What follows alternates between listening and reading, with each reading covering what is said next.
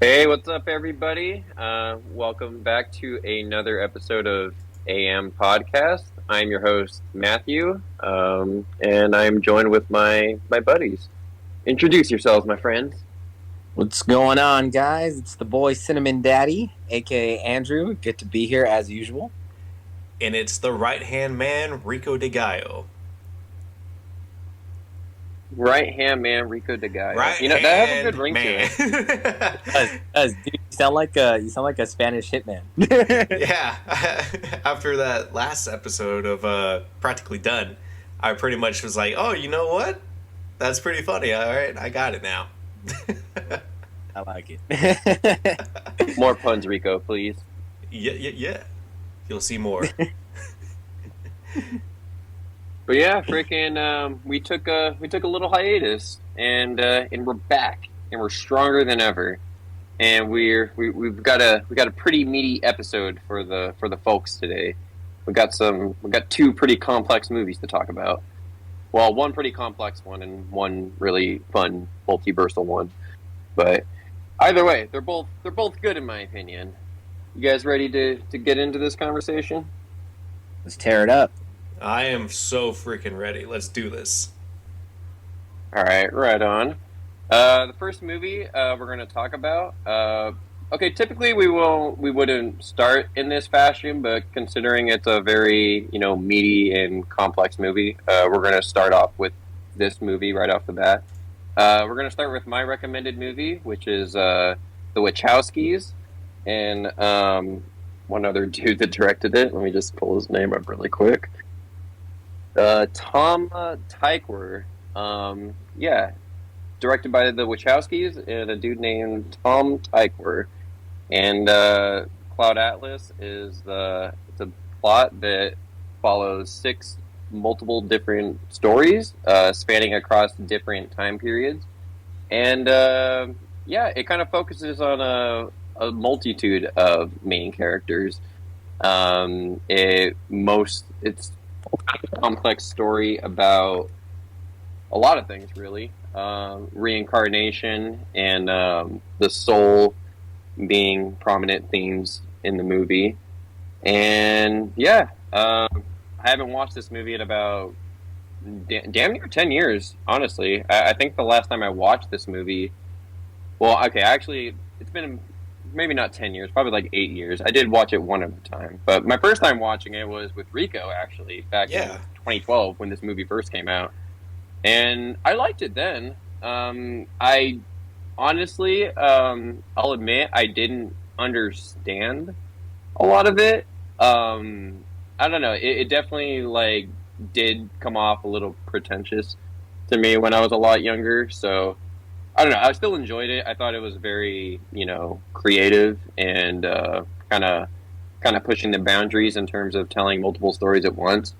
So I don't know. I always liked it when I was younger, and I was curious what looking at it through my kind of adult brain lens would be like.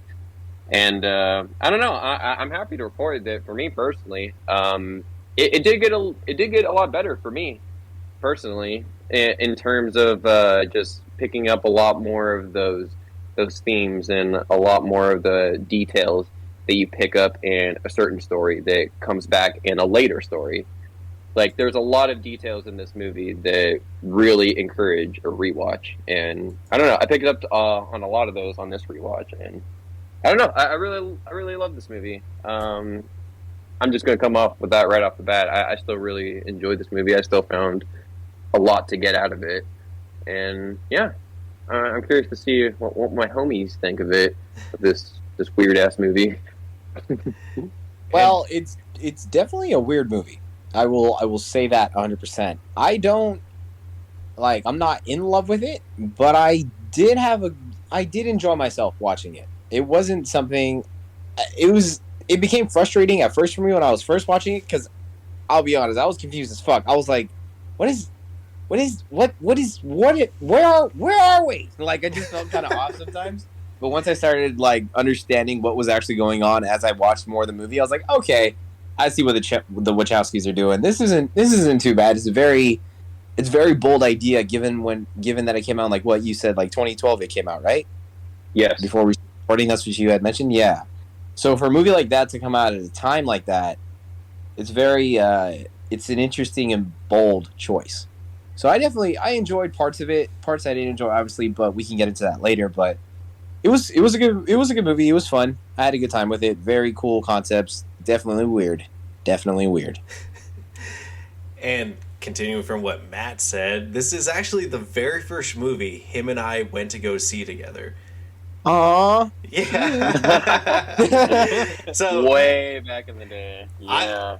I did not even realize that until he brought it up for his recommendation. I was like, oh crap, that's right. That's really funny that it kind of came full circle like this. Now we're talking about it on the podcast. And so if I'm to go over this movie, I gotta say I really liked some of the timelines. Other timelines, it definitely seems like the quality kind of dips because there's like certain aspects of it that loses me. It's one of those movies where you definitely need the subtitles on to understand what's even being said. So it's like, yeah, yeah. This isn't like Robert Eggers where the dialect is really good. Like there are some dialect here where it's just like, yeah, that's just more confusing. Yeah, exactly. So like, you get like no. You get like I believe it's 1973 where it's like Knuckle Punch and it's like kind of like more nitty gritty kind of dialogue. You go to the 1849 the timeline and everything is so eloquent and everything, and then you go to the final timeline and it is just broken English. It is barely passable as English, like. So it's like you have to like your brain is constantly trying to like have to adapt to all these accents, all these like ways of talking. And when I was 10 years ago when we saw this, I feel like it kind of lost me. Oh yeah, Like it definitely lost 100%. me in some areas just because I was like, I am just like, if you don't pay attention to the timeline, because you only get told what the year is one time when they show it in the very beginning. So if you miss that, if you just like look away for a second, like you're not gonna know where you're at, when you're at, and you're just gonna be lost. You don't know when this is happening. Yeah, and I mean, yeah, definite. Well, yeah, if you miss that timestamp, you're definitely going to be lost in the setting. I do think it does. I think the movie does a decent job at the beginning introducing each timeline in the chronological order. It does get a bit confusing with the editing as the story does progress. Yes.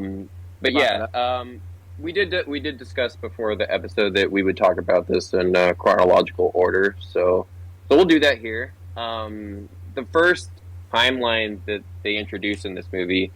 The setting is the Pacific Islands, and it takes place in 1849, and that stars that particular one, Jim Sturgis, playing the character of Adam Ewing, which he's basically oh my god, I think he's traveling to San Francisco, and during his voyage there, he becomes ill, and yeah, spoiler alert. This is going to be a full spoiler discussion for Cloud Atlas, but yeah, in this episode, he's basically trying to get to San Francisco, and this well, it's crazy. First time watching it, I didn't realize it was him, but Tom Hanks, the bad guy in this one, he's trying to poison him, and he's trying to steal his fortune and whatnot.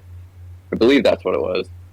But yeah, what did you guys think of the 1849 story? Did you want to go first, Rico? Yeah, I'll go over it. I gotta say that the 1849 one, it wasn't like too much action in it or anything. It's definitely one of the shorter stories. It's just spanned out throughout the movie. But overall, I gotta say, I actually really liked this one. This one had like so many quotable moments in it. I love the dialogue in it, and I would say this is probably like my top 3 of the timelines in it. Adam Ewing, Jim Sturgis' character, I actually really liked him. I loved how he was on board with a lot of things, how they presented a lot of like touchy topics on it during that time. It was like women's rights, also Racism. yeah, slavery, and I love how his character had to go through experience to understand that all these ways of thinking, he didn't have to conform to them, and he didn't have to continue that way of thinking. And I loved his progression throughout that story. What about you, Andrew? Well, I liked it a lot. I do agree with you guys. I definitely think it's one of the stronger timelines in terms of what was shown in the movie. Like, I loved that. That was one of the things I really liked when I was watching it. Like, each time we went back to that time period, I liked how it was kind of asking the questions like, oh, sure, this is socially acceptable, but should it be? Should we be enslaving people and judging them based on the color of their skin? Should we, push down a gender because it's not the same gender as us, so we have all the authority kind of thing? I do like when movies do that. I will say, and I don't think this is like down to the writing. I think this is more of like a personal thing. I sometimes it felt kind of generic, just given that it did come out in 2012. So there are things that they did that other movies around that time were doing, but it wasn't like I don't know how to put this in words. Basically, I really liked it, but for me, there was times where it felt generic just because, like, oh, you're asking a lot of questions that a lot of movies already have asked. But I enjoyed the way they were asking the questions. That's what I'm gonna chalk that down to. Yeah, and his storyline, well, I mean, each of these storylines inspires the next set of people in that timeline. Like, his writings and his experience during that ship, half of it transitions over to the 1936 time period, where Yes. Robert Frobisher finds his journal, and he's only able to finish half of it, which is tragic because he never knows how his story ends. He doesn't know that he prevailed, and it's very tragic how what happens in his story when we get to that. But yeah, freaking again, like, rewatching this movie, it was like picking up on details like that, like Robert Frobisher in the 36 era finding Adam Ewing's journal under the bed and whatnot. Like, I love all those little details, and these basically, like, the actions of these people influencing other people into, like, generations of years to come. I just want to chime in on that because I do like how they kept doing that throughout the movie. Like, this is, I guess, another little bit of like a spoiler territory, but when we're in Halle Berry's timeline, I think it was where she finds the same music that was composed by Robert. What was his last name again? I'm sorry. Frobisher.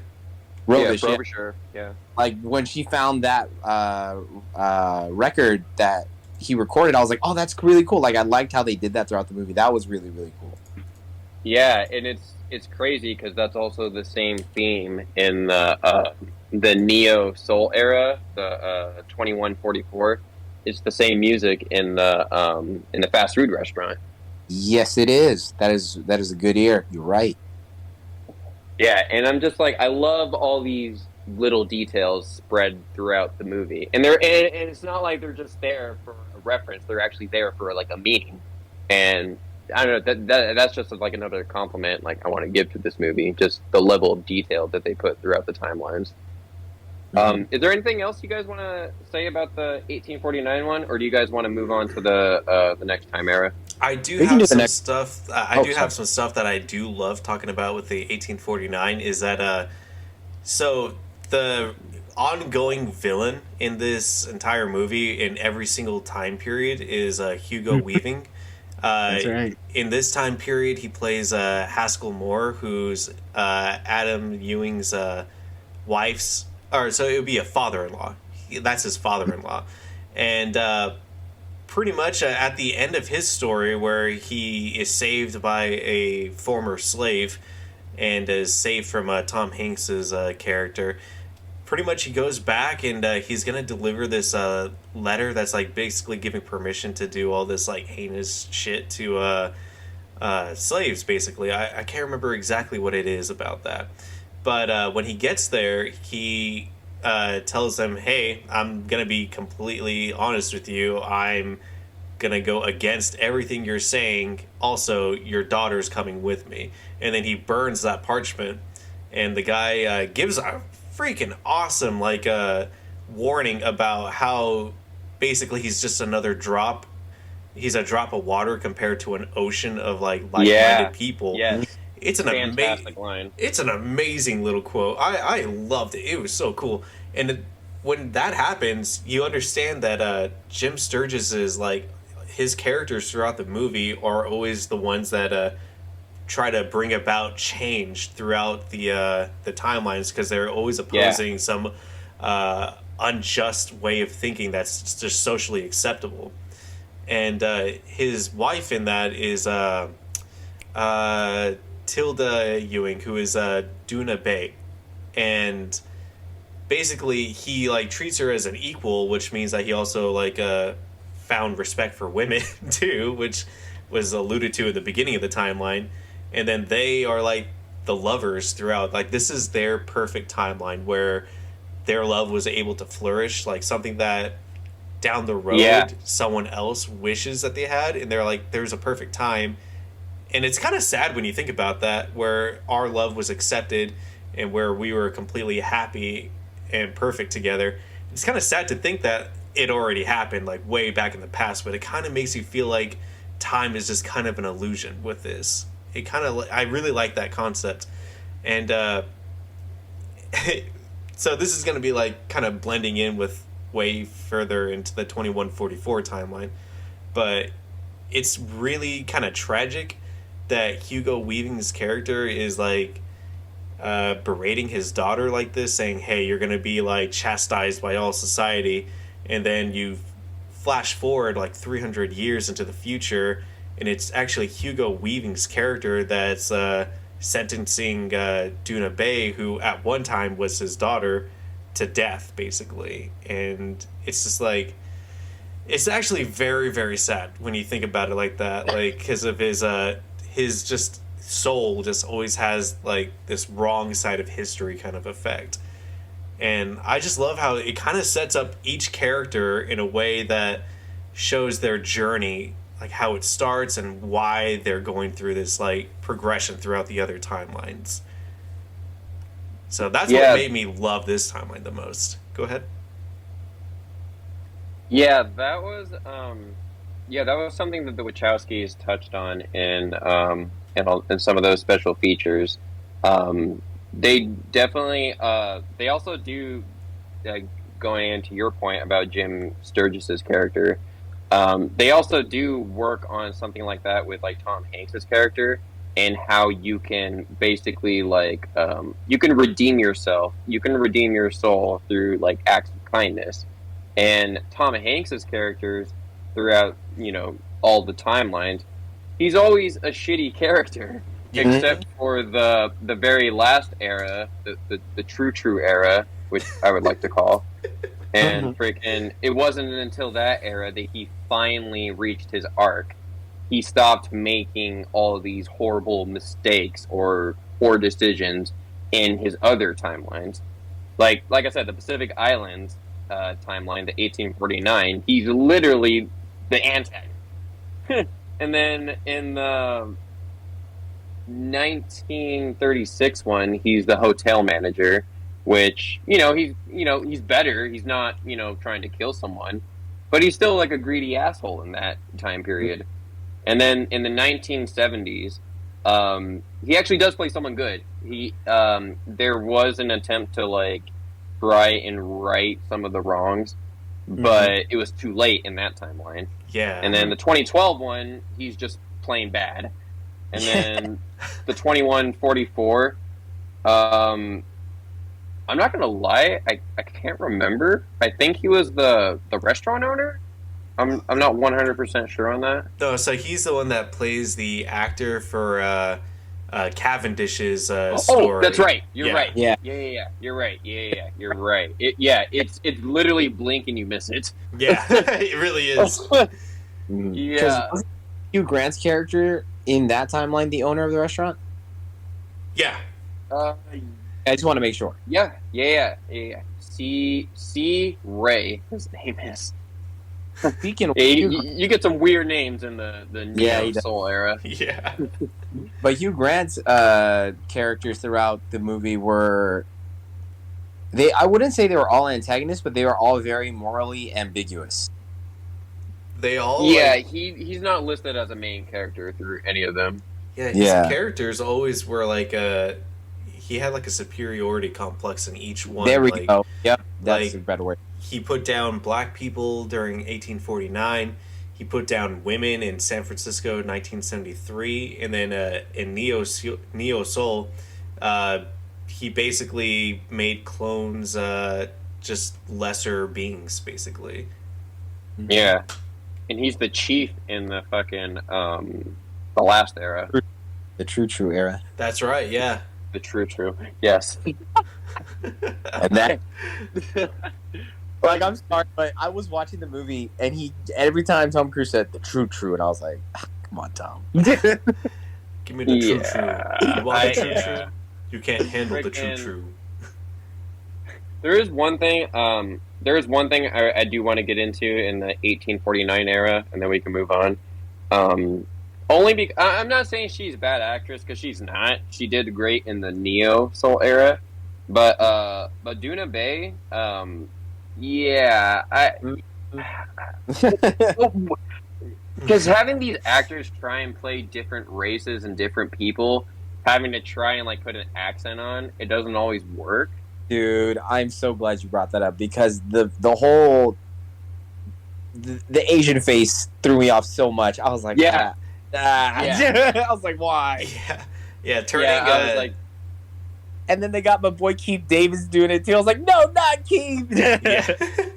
Yeah, turning Duna Bay Asian to a white Southern woman in 1849, like, it looked okay. But then when you see Neo Soul, like, it just looks so bizarre. Because even Halle Berry was like an older Asian man. And it just looks so bizarre. I didn't even pick up on that one, to be honest. But that was her, right? Yeah, that was her. That was Halle Berry. Yeah, 100% did not know that one until I watched the special features, and I was like, "Oh shit, no way!" Like, seriously, this game, this movie could be a game of like, where's Walden? Like, all right, try to find Halle Berry in this timeline. Like, honestly, like I do like that level of fun with this movie. Honestly, it was probably like so fun making this movie, because you're just like, oh, who am I today? Oh, who am I tomorrow?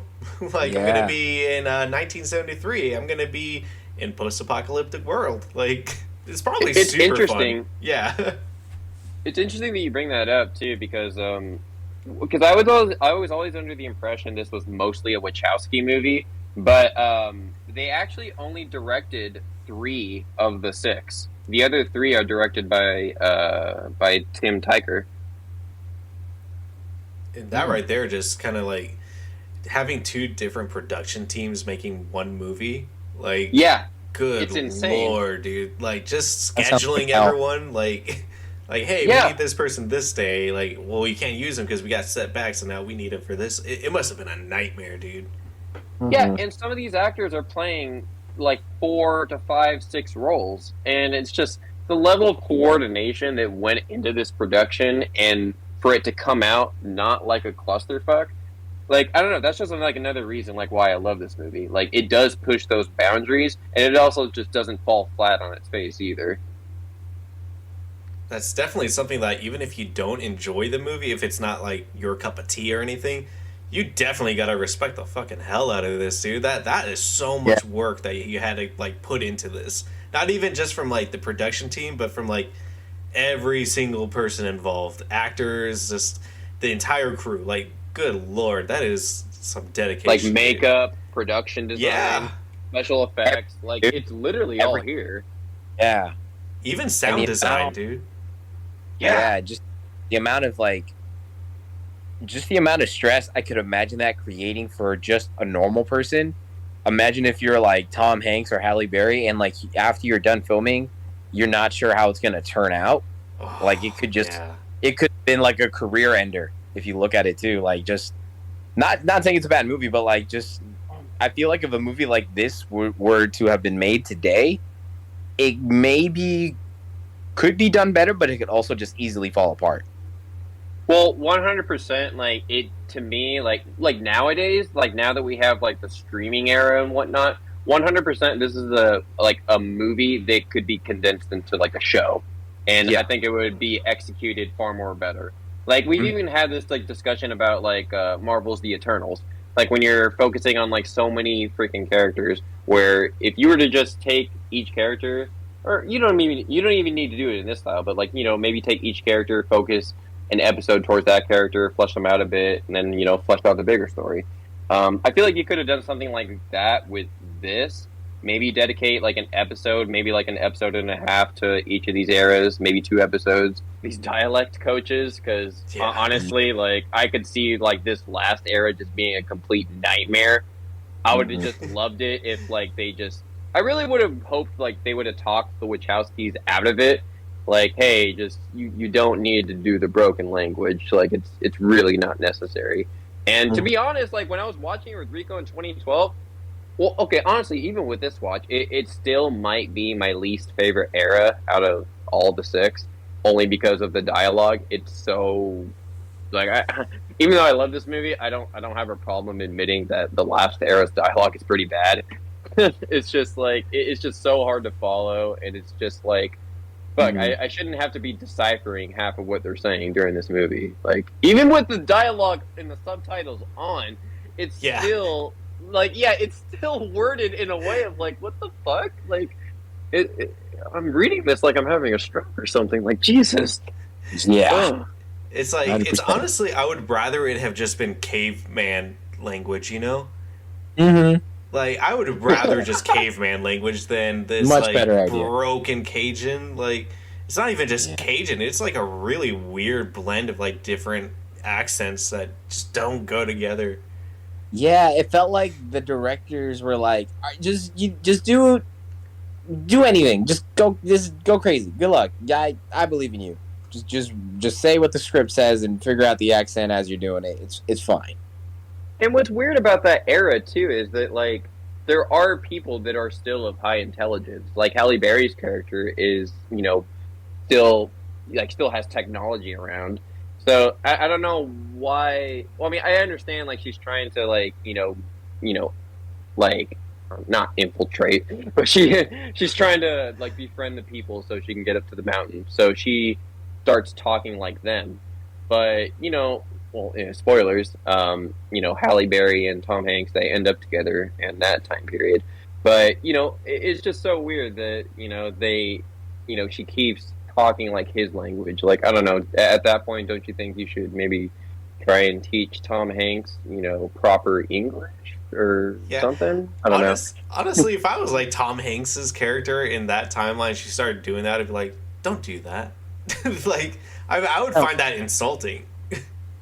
I'd be like, it's like if you meet an Australian person, you start doing an Australian accent for them, and they'll be like, hey, stop, you're on now. I don't like that. Like, they'll just literally tell you, like, stop. Like, it's fucking rude. Yeah, exactly. That's how I would have taken it. Well, shit. We hella went off the rails. I was just thinking as we were talking, I was like, we had a structure and we just went against it. I know. All right, let's try to go through it. I'll try to we'll try to do a better job of keeping it organized. Next time. Next timeline. Cambridge and Edinburgh, 1936. This is the Robert Frobisher era, starring Ben Whishaw. And this focuses on, like I said, the character Robert Frobisher. He's a piano player, but he's also gay, and he's basically on the run from the law in the beginning of his storyline, which then leads him to a renowned, I can't remember his name, but a renowned piano player, and he basically takes him up to be an apprentice. And oh my god, I'm sorry, I'm really drawing a blank on the old dude's name in that era. Oh, Vivian Ayres. Vivian Ayres? Yeah. Okay, thank you so much. So yeah. So he takes up a partnership with Vivian Ayres because Vivian, basically he can still hear melodies in his head, but I believe he's like suffering from something in his hands, like he can't like play like he used to. And Frobisher is brought in to write the music for him, essentially. And yeah, uh, honestly, this I honestly love this era. This one might be. This is for yeah. This is I would put this in my top three maybe. Yeah, I don't know, it's really hard to rank them right now, but I really enjoyed this story and the themes that this one was going for about homosexuality and depression and just everything they said about this one. I really liked. What you guys think of the 1936 era? I was a really big fan of it. I think it was definitely one of my favorites for sure. Like I think it was better than the previous era that we were in. So I really, because I just really like the way, not only like their themes of like homosexuality and depression, how they talk about it is like what really caught my attention and what I really liked about it. And what was the actor's name? Ben Swish or Ben Wish Whishaw? or Ben Wishaw. Whishaw. Ben Wishaw. he does a great job in this timeline specifically. He's really, really good. I like his performance a lot. He brings out a lot of things. Like he was able to like play a gay person without making it so bluntly obvious that he's gay. Like the whole concept, especially in that time era, is like you're supposed to keep that a secret because you're frowned upon for it. You're basically treated like a fucking animal. So I thought that was really cool that he played that part well. Like he just played the whole people can't know what I really am, so I gotta just keep it down. You just gotta stay on the low. So I really like that aspect of his performance. And just to get I'm gonna jump right into spoiler territory because I am a fan of when movies will end grimly or they have like a whole different route than the whole sunshines and rainbows and everything's gonna be okay. Like I like when they take the darker turns in stories because it's a connection to real life, because a lot of times in the real world things are not going to end happy ever after. Things are going to go wrong. Things are going to go not the way you want them to. So when his character commits suicide at the end right before his lover gets there, I was like, wow, that's bold from that came out in 2012 to do something like that, because that was kind of unheard of. Like you get movies like that obviously throughout time, like throughout all the time you've gotten movies like that, but that's usually not the route movies will take. So I always love it when they take the opposite approach, or like they go the different route, because it helps create a sense of uniqueness in a movie. So I really, really like that part.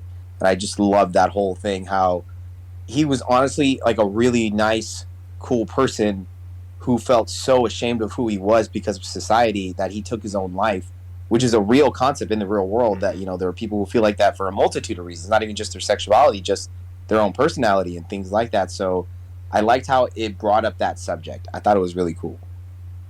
Yeah, honestly, like how they were doing that too, with him trying to hide that he was gay by putting on airs, by banging Miss Ayres. Like I really liked how he was writing that to what's his name, Sixsmith. That's his lover.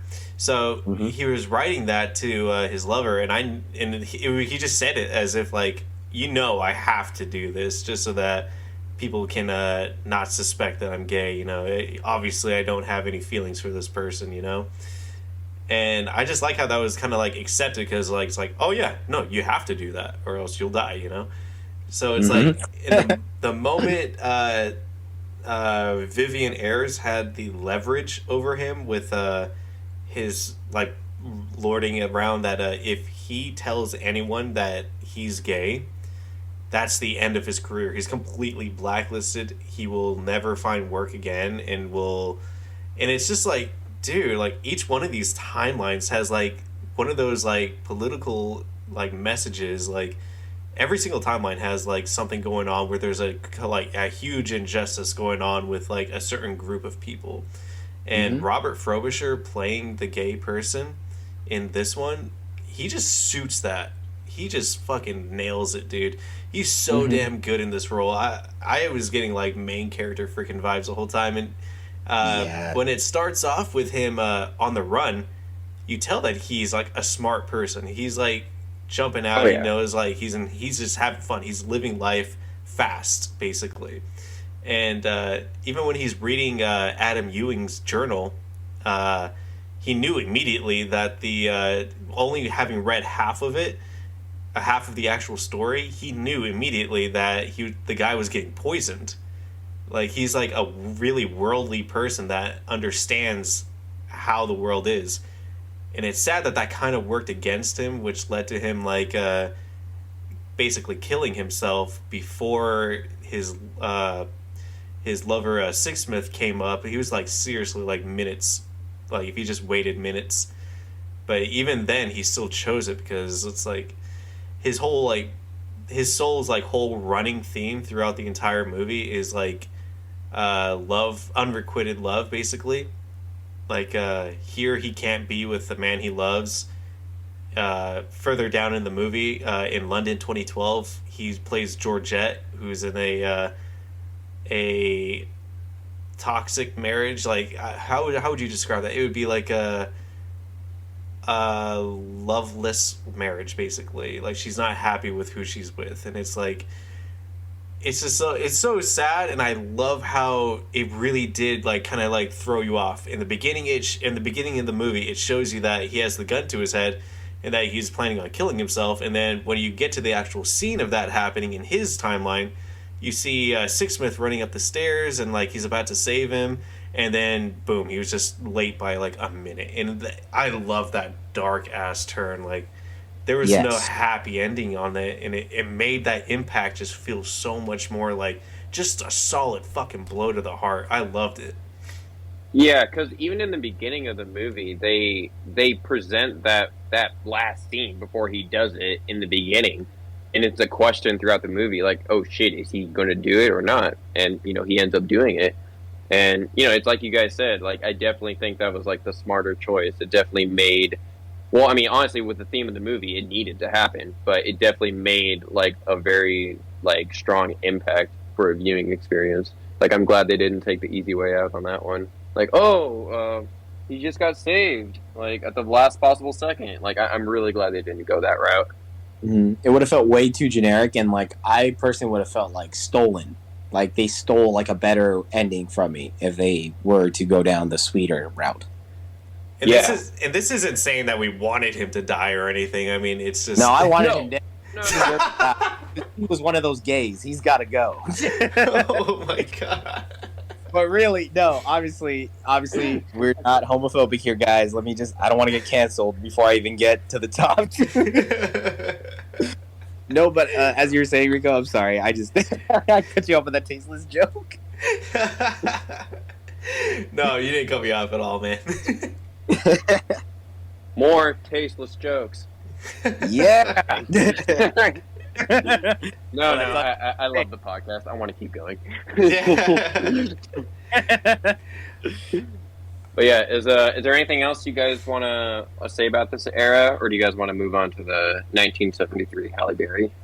Real quick.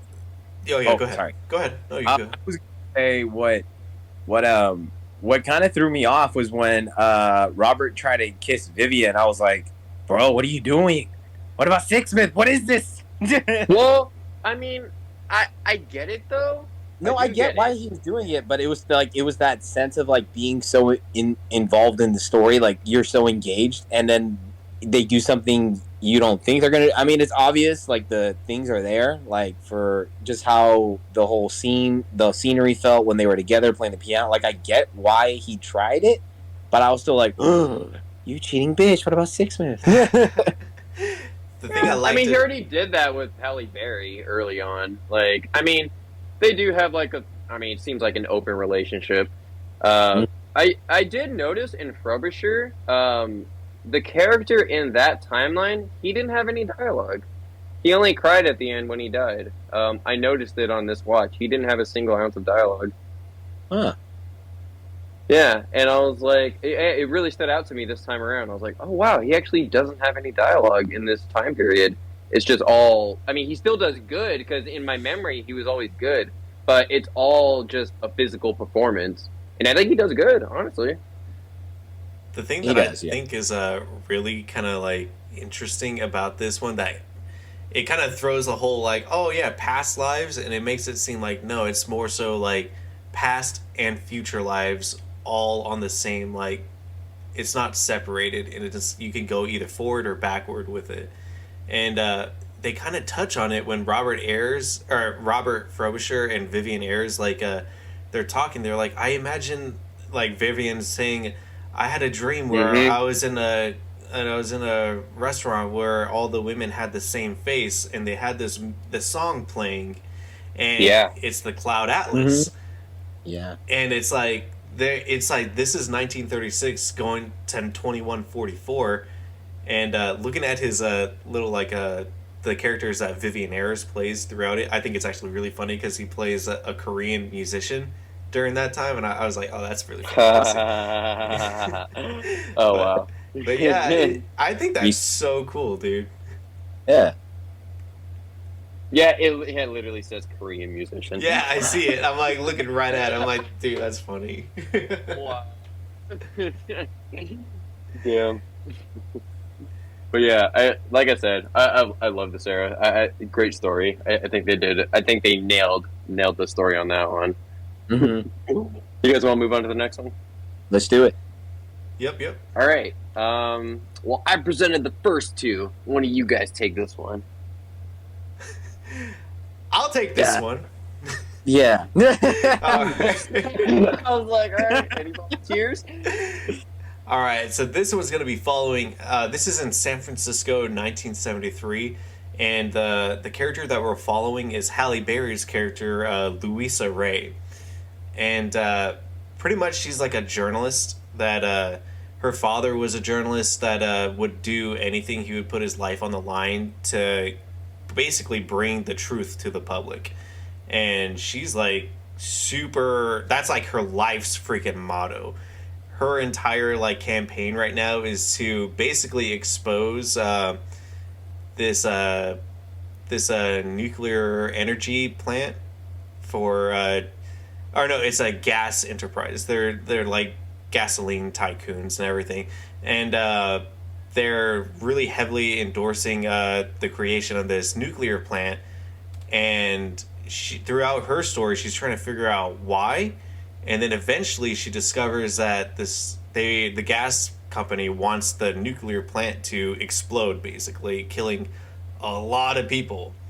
And she has to uncover this story, but during it, she's being pursued by this hitman played by Hugo Weaving named Bill Smoke.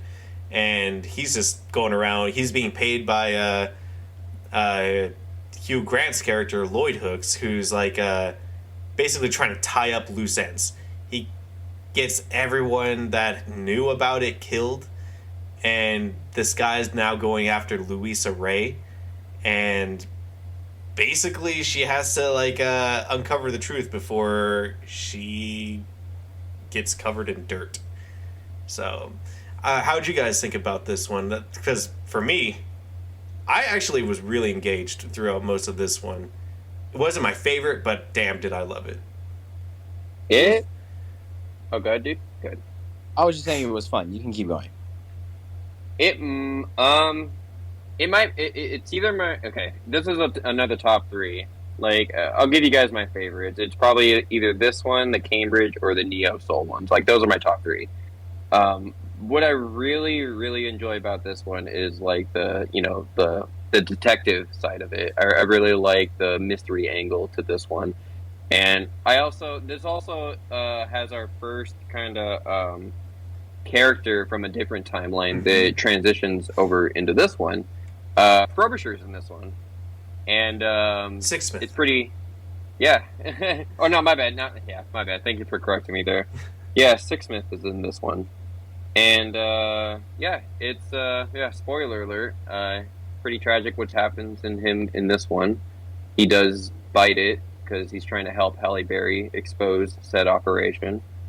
But he also does make an interesting point of noticing the birthmark on Halle Berry, which is the shooting star that was also on Frobisher and also Adam Ewing in the Pacific Islands era. And it's also like the kind of like the first indication that like basically the soul is traveling through these set of people. And I don't know, it's that concept that I find very interesting, where it's introduced in this timeline, or was first noticed.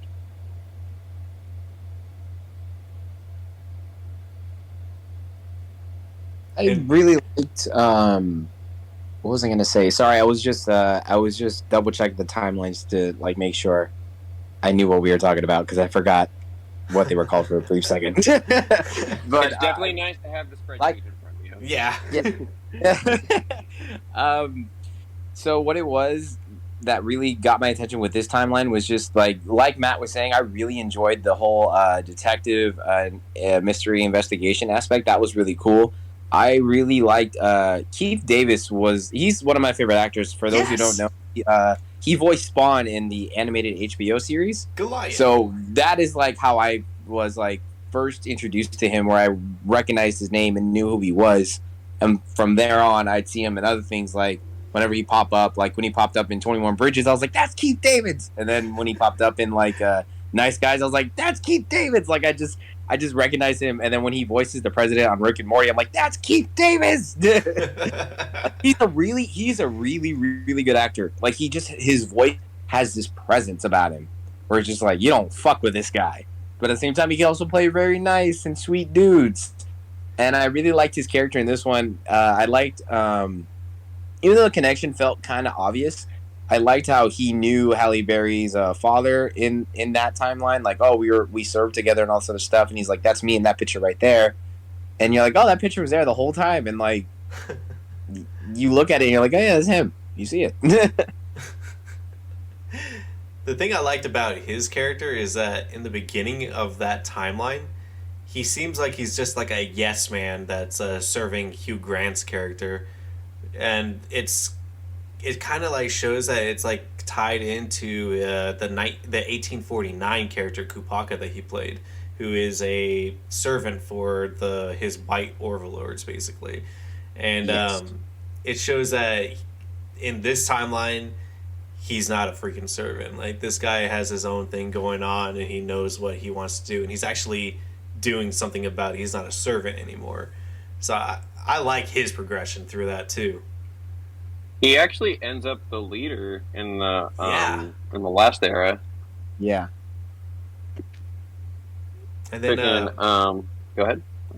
and then what I liked is so there's like this little kid in the movie that like or in this timeline that keeps on breaking into Louisa Ray Halle Berry's house, and basically he's the one that wrote this book that in other timelines people start following it. I believe it's called Past Lives basically, and I think Cavendish's character in 2012 reads that, and it has an impact on him.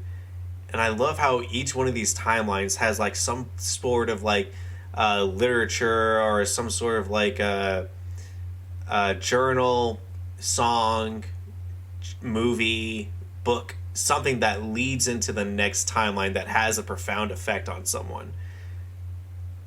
Did you guys notice anything else? I'll be honest that. Oh, go ahead, dude. You're all good. I was just saying, like, honestly, the only thing I noticed was like the Adam's journal being read by Robert. I only noticed that, and then the Cloud Atlas album being in the record store. Those are the two main things that I kind of noticed, like, right with that. Oh, and then I also noticed, just jumping ahead a little bit, how the statue of the goddess in the True era was the main girl in the 2144 timeline or something like that, right? Yeah. Yeah, it's something. Yeah, like I noticed that one too. I was like, oh shit, that's the servant chick who's with the other guy. Awesome. Yeah, freaking yeah, like Rico was saying, we're like a big major bit of like influence or literature that inspired like the next set of people like that Neo Soul era, like where she is, giving that last speech towards the last bit of people of like, basically like don't give up hope and whatnot, and yeah, freaking yeah. Do you guys want to keep going on with the 1970 era, or Yeah, would so you guys want to move on? I feel like this one had the most like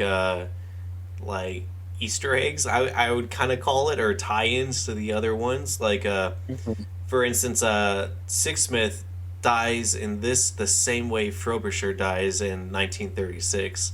Like they both have a bullet through the roof of their mouth, and it's really sad when you think about that. Yeah, that's fucked. And then What the? yeah, dude, yeah, it blew my mind when I saw it. I was like, oh, that's exactly how. Oh, wow, dude. Man, fuck the Wachowskis making me feel things. Yeah, dude, that was really good. And then Duna Bay's character and Jim Sturgis's character, they play Megan's mom and dad, who is like Sixsmith's niece, I believe it is. Mm-hmm. And I just think that's funny because they're like soulmates through every single timeline. I was like, oh, that's awesome. That's cool how they connected them with that little picture. And even in this one, Tom Hanks's character is that morally gray person. Like here, he's like one of the people that he knows about the nuclear eruption. He helped do it. Basically, he's helping it progress. But when he meets Halle Berry, Louisa Ray, he basically like whistleblows on it, and that is ultimately what gets him killed. But it shows that he goes from like such a terrible person with no regrets for his actions to now he's starting to see it, and now he's starting to like make a change in it, which is like a character boost basically, and it just leads into how they're going to be in the future. And it's an interesting arc to give. Well, I don't know. It's weird to say arc for characters, but I guess give an arc for some of these people's souls. I guess in a way to put it. Like the prime example being Tom Hanks having the best arc out of all of them, being a completely unpure soul, only to turn up pure by the latest timeline. So, should we move on to the next timeline, or is there anything else you guys want to bring up? I don't really have anything else to talk about on this one. I just love how this one tied in the most, basically. Mm-hmm. Yeah. Yeah, I think we're good here too. Yeah, we can just move on to the 2012 one. All right. Yeah. Sorry about that. Sorry about that. I forgot that I was introducing. No, it's cool. I was gonna say like I could do it, but like I was like, who else was gonna do it? All right. I'll do the last two. So this one takes place in London 2012, and this is I feel like this one is like the funnest one. Like it's just a freaking ball, dude. This is where the movie gets its comedy from. Is from this one. It's following the story of Timothy Cavendish, and basically he's like a editor, and his guy Tom Hanks is what's his name? Dermot Hoggins.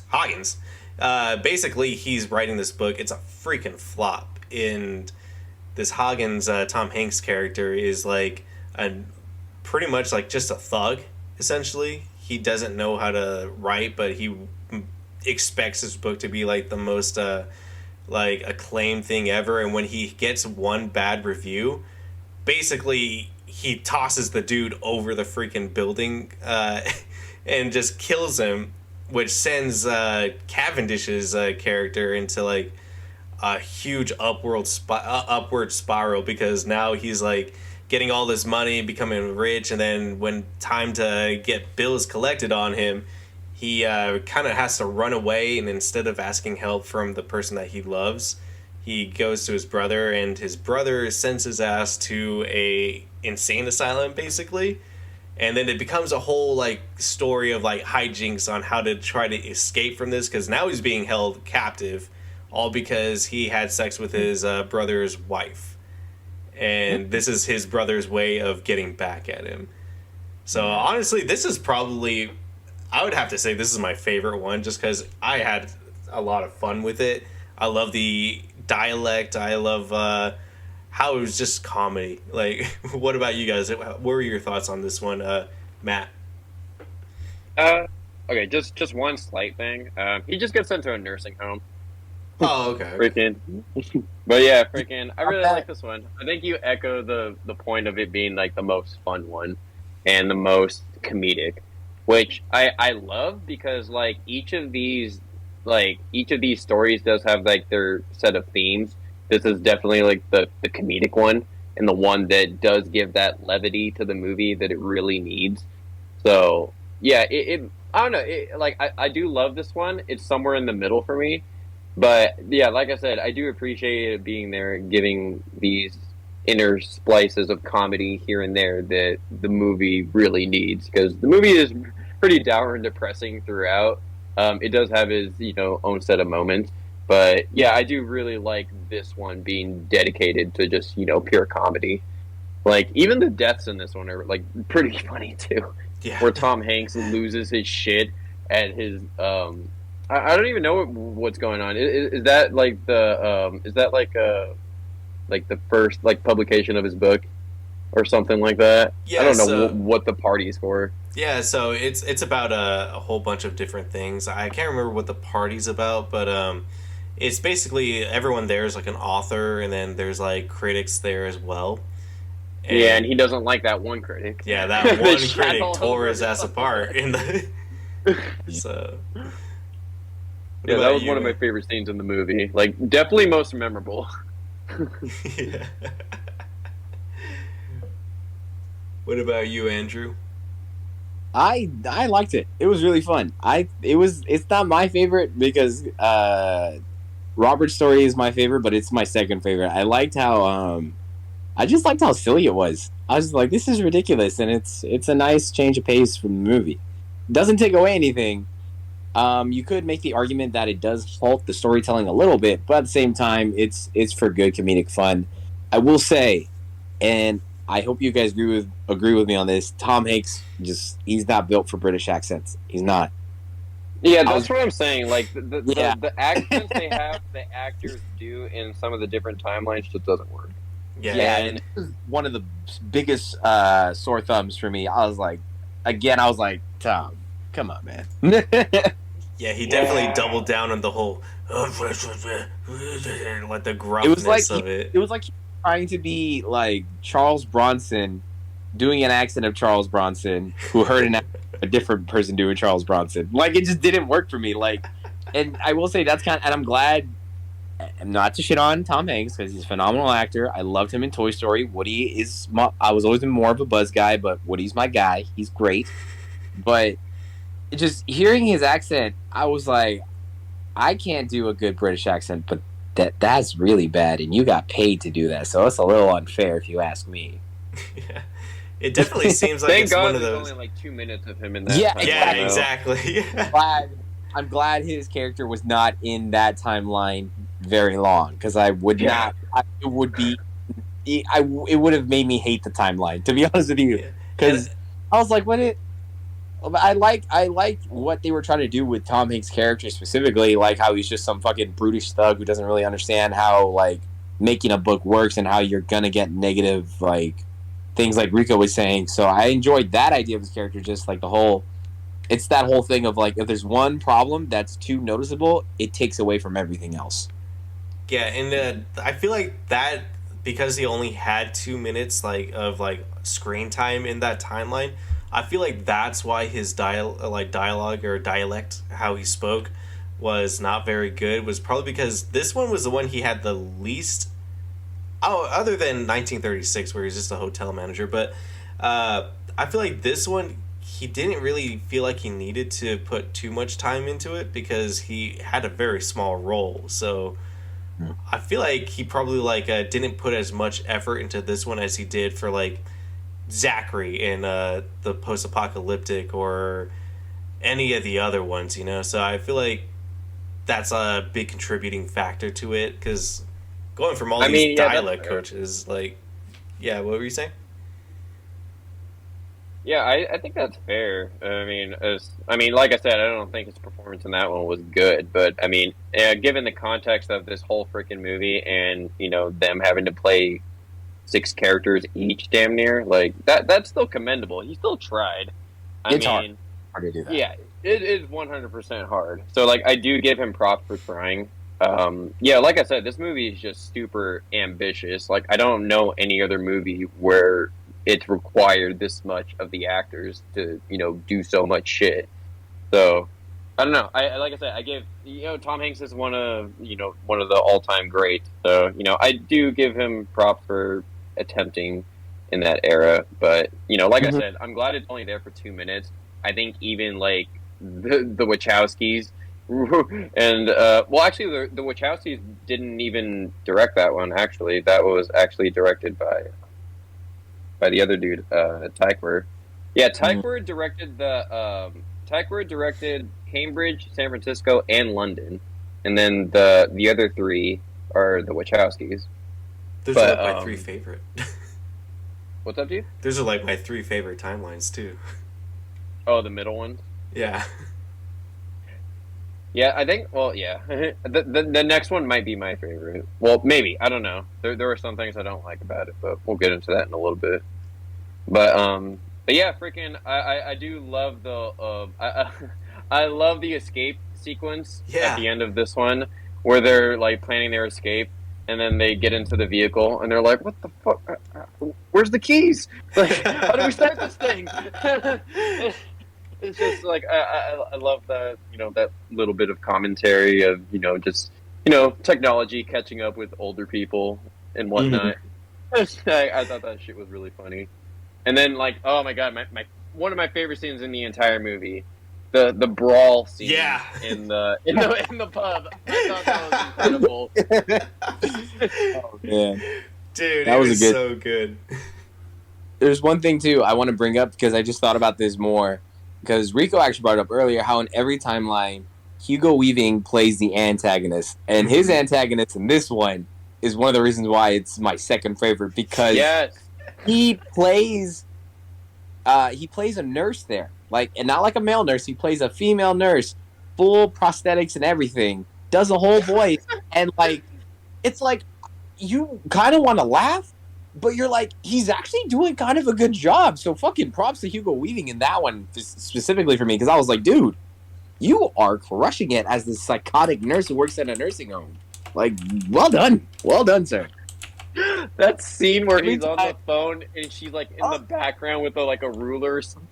Yeah. Like, bro, Hugo Weaving, just his comedic timing, he understands each of his roles, and he's just having a blast with it. Mm-hmm. Dude, I love the way that his nurse character would always say, Mr. Cavendish, what the fuck?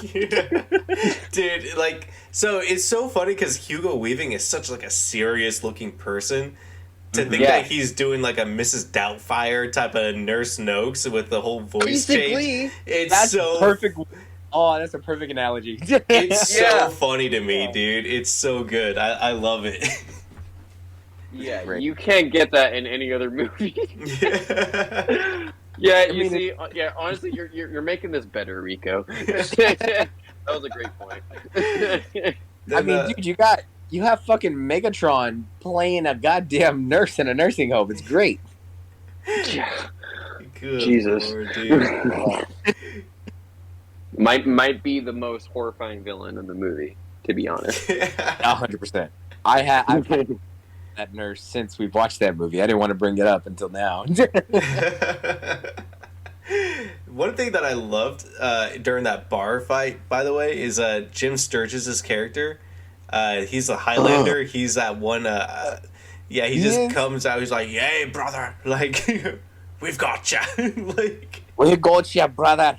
You're gonna enjoy your brew." And I was like, "Oh shit!" Yeah, dude. And it's so funny because Jim Sturgis' soul, basically throughout the entire movie, is always that person that fights for the person that's basically being scrutinized or not. What is it? Prejudiced? The whole downcasted group of people. And I love how in this one he straight up just starts beating the shit out of them. I think he doesn't he punch like Nurse Snokes or something like that? Yeah, he does. Socks her right in the jaw. I was like, oh shit, equal rights for sure. Yeah. Oh man, dude, that was such a sick scene, dude. I loved it. He's just like, oh. Is there anything else? I love how that one ended. Oh, I just wanted to include how I really like how that story ended, where he ends up with what you call it, Susan oh my Sarandon. god, That caught me off guard. I couldn't remember her fucking name, but yes, Ursula. Yeah, he ends up with this Ursula. She has no dialogue, but it's cool. I love how his story ended. It had a really happy ending.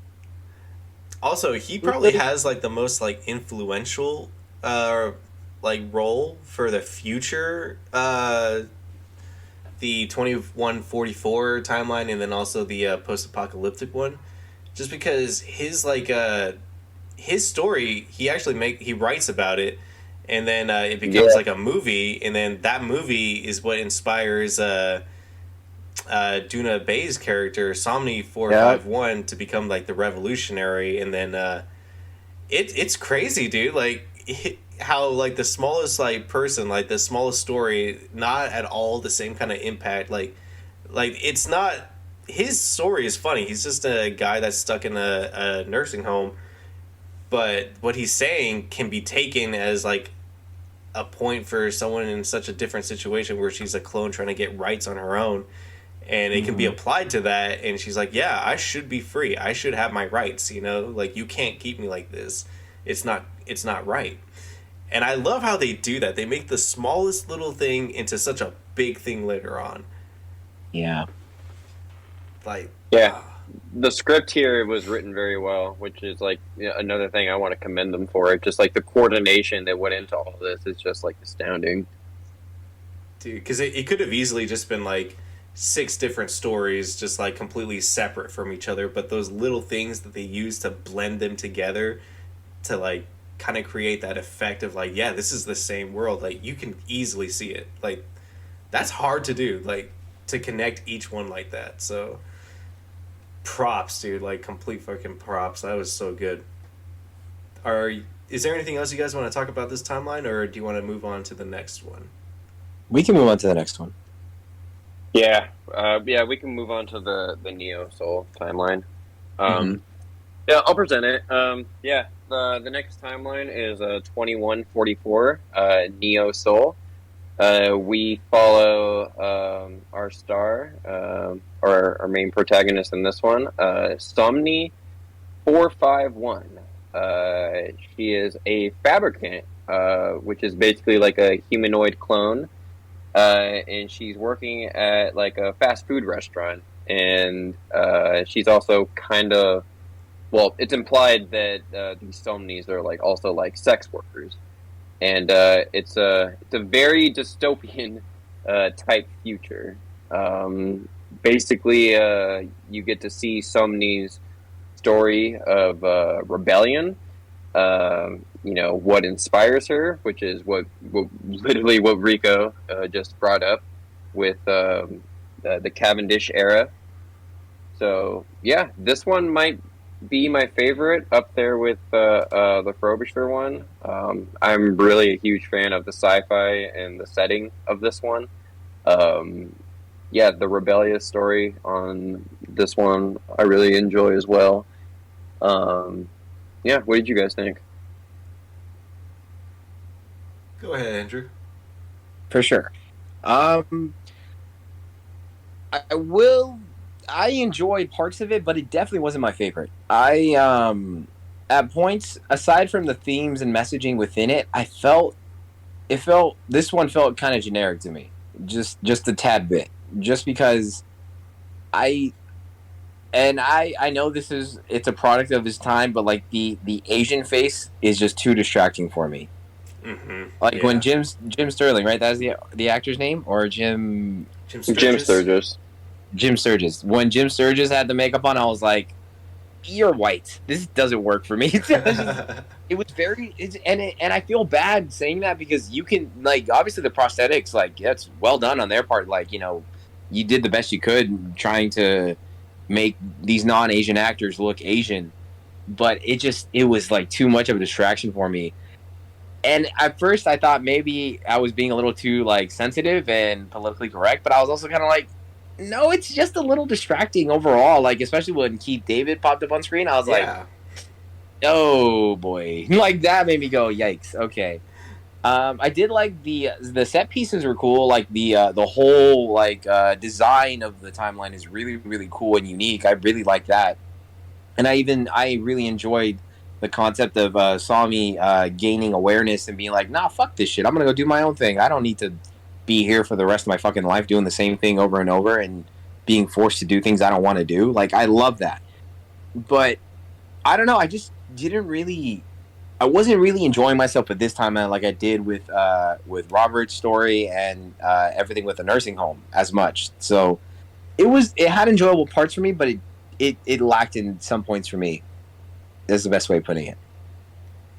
So for me, this one, like, the Asian face really is distracting. Like, holy crap! Like, exactly what you were saying. Even with James Darcy, the archivist that's like interviewing Somni, like, that one's better than the other two, but it's still distracting too. But oh my god, freaking Halle Berry's older Asian guy. That was good. That was good. That was some good shit. I was like, damn, well done, guys. Look closely, man. I did not like it at all. Like, no, you didn't like it? I didn't. I couldn't tell it was her at first. That was why I enjoyed it. I was like, oh shit, that's Halle Berry. Matt, what'd you think of that? Like, in what terms do you like not like it? Alright, so it looked like she was just wearing a mask, dude, and then the whole like Asian stereotype of like the long mustache, like whiskers. That was one of the things that distracted me. I was like, why is your facial hair like this, but no other old man's facial hair is like this in the timeline? Yeah, it looks like they try to make her Asian by doing like Asian stereotype things, and I was like, ugh. That's a good point. Like that. I didn't really pick up on that, but I see what you mean. Good point. Yeah, I mean, because honestly, now that I have Halle Berry's look in that timeline in my head, if I squint hard enough, I can definitely see what Rico was saying now. Like, it's the concept of applying the Asian stereotype to her face, so they go, oh, she's supposed to be Asian. Yeah. Kind of thing. Well, I see what you're saying there. Yeah, because the other people, like Keith David, James Darcy, Jim Sturgis, like, other than the really weird eye thing, like, they just looked normal for the most part. Like, with her, they really tried to hide that it was Halle Berry. But what I liked was that in every single like timeline, Hugh Grant is such a dick. Like, he's such a dick. Like, he's just okay with killing the fabricants and treating them like just labor force. And whenever he wants to like pop a load off, he just like wakes one of them up, which leads to Yuna 939 becoming like sick of his shit, which leads to her like basically opening up Somni 451's eyes to like, hey, you're basically being gaslit into believing that this is a perfect life, that this is what you're destined for, but it's really not. We don't deserve this. And then it's like Cavendish's character plays such a damn good role in this for basically convincing her that she has rights and that she can't be like, that she shouldn't be like stuck in this situation. And all in all, dude, I gotta say that I really liked the story for this one. I just didn't like how it was like super actiony. I get that they were trying to do different genres types for each period, but I felt like it was a little like out of place. So I kind of didn't like this one as much as the other ones. Wow. All right then. I like the action. Like I said, this was definitely one I really enjoyed just because of the sci-fi aspects and a lot of the action lot of interesting action. Actually, I did find some of it pretty interesting. I don't like the fact that Jim Sturgis basically like fell to his death, but somehow came back later. I was Yeah. like, okay. Yeah. I don't like unrealistic shit like that. But you know, you can do really crazy creative action, but when you do something like along those lines, it does kind of slightly take me out of it. I still love the movie, but freaking, I just really don't like when you do shit like that, or when you put your character in like pretty like not like insane like scenarios, but like there was a few times where he just like randomly pops up, like he like I don't know, he disguised himself as like one of the guards, and then he ends up saving Somni from captivity. I was like, what the? I'm not saying like I need to see every aspect of everything he does, but it is like, damn, the guy can like basically like do anything. Yeah, dude. Basically.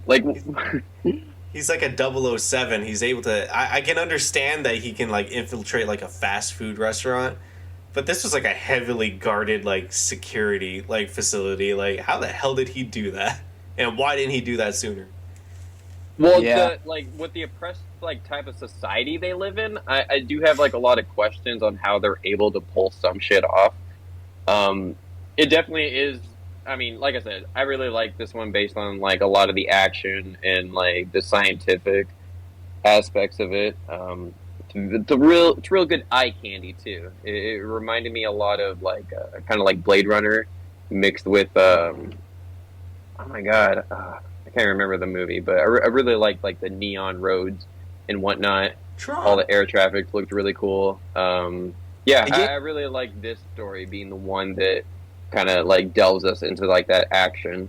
Which I mean, it's weird. Like even if I didn't know for sure like who each of the directors was for the timelines, I would 100% think this one was a Wachowski one, which it was.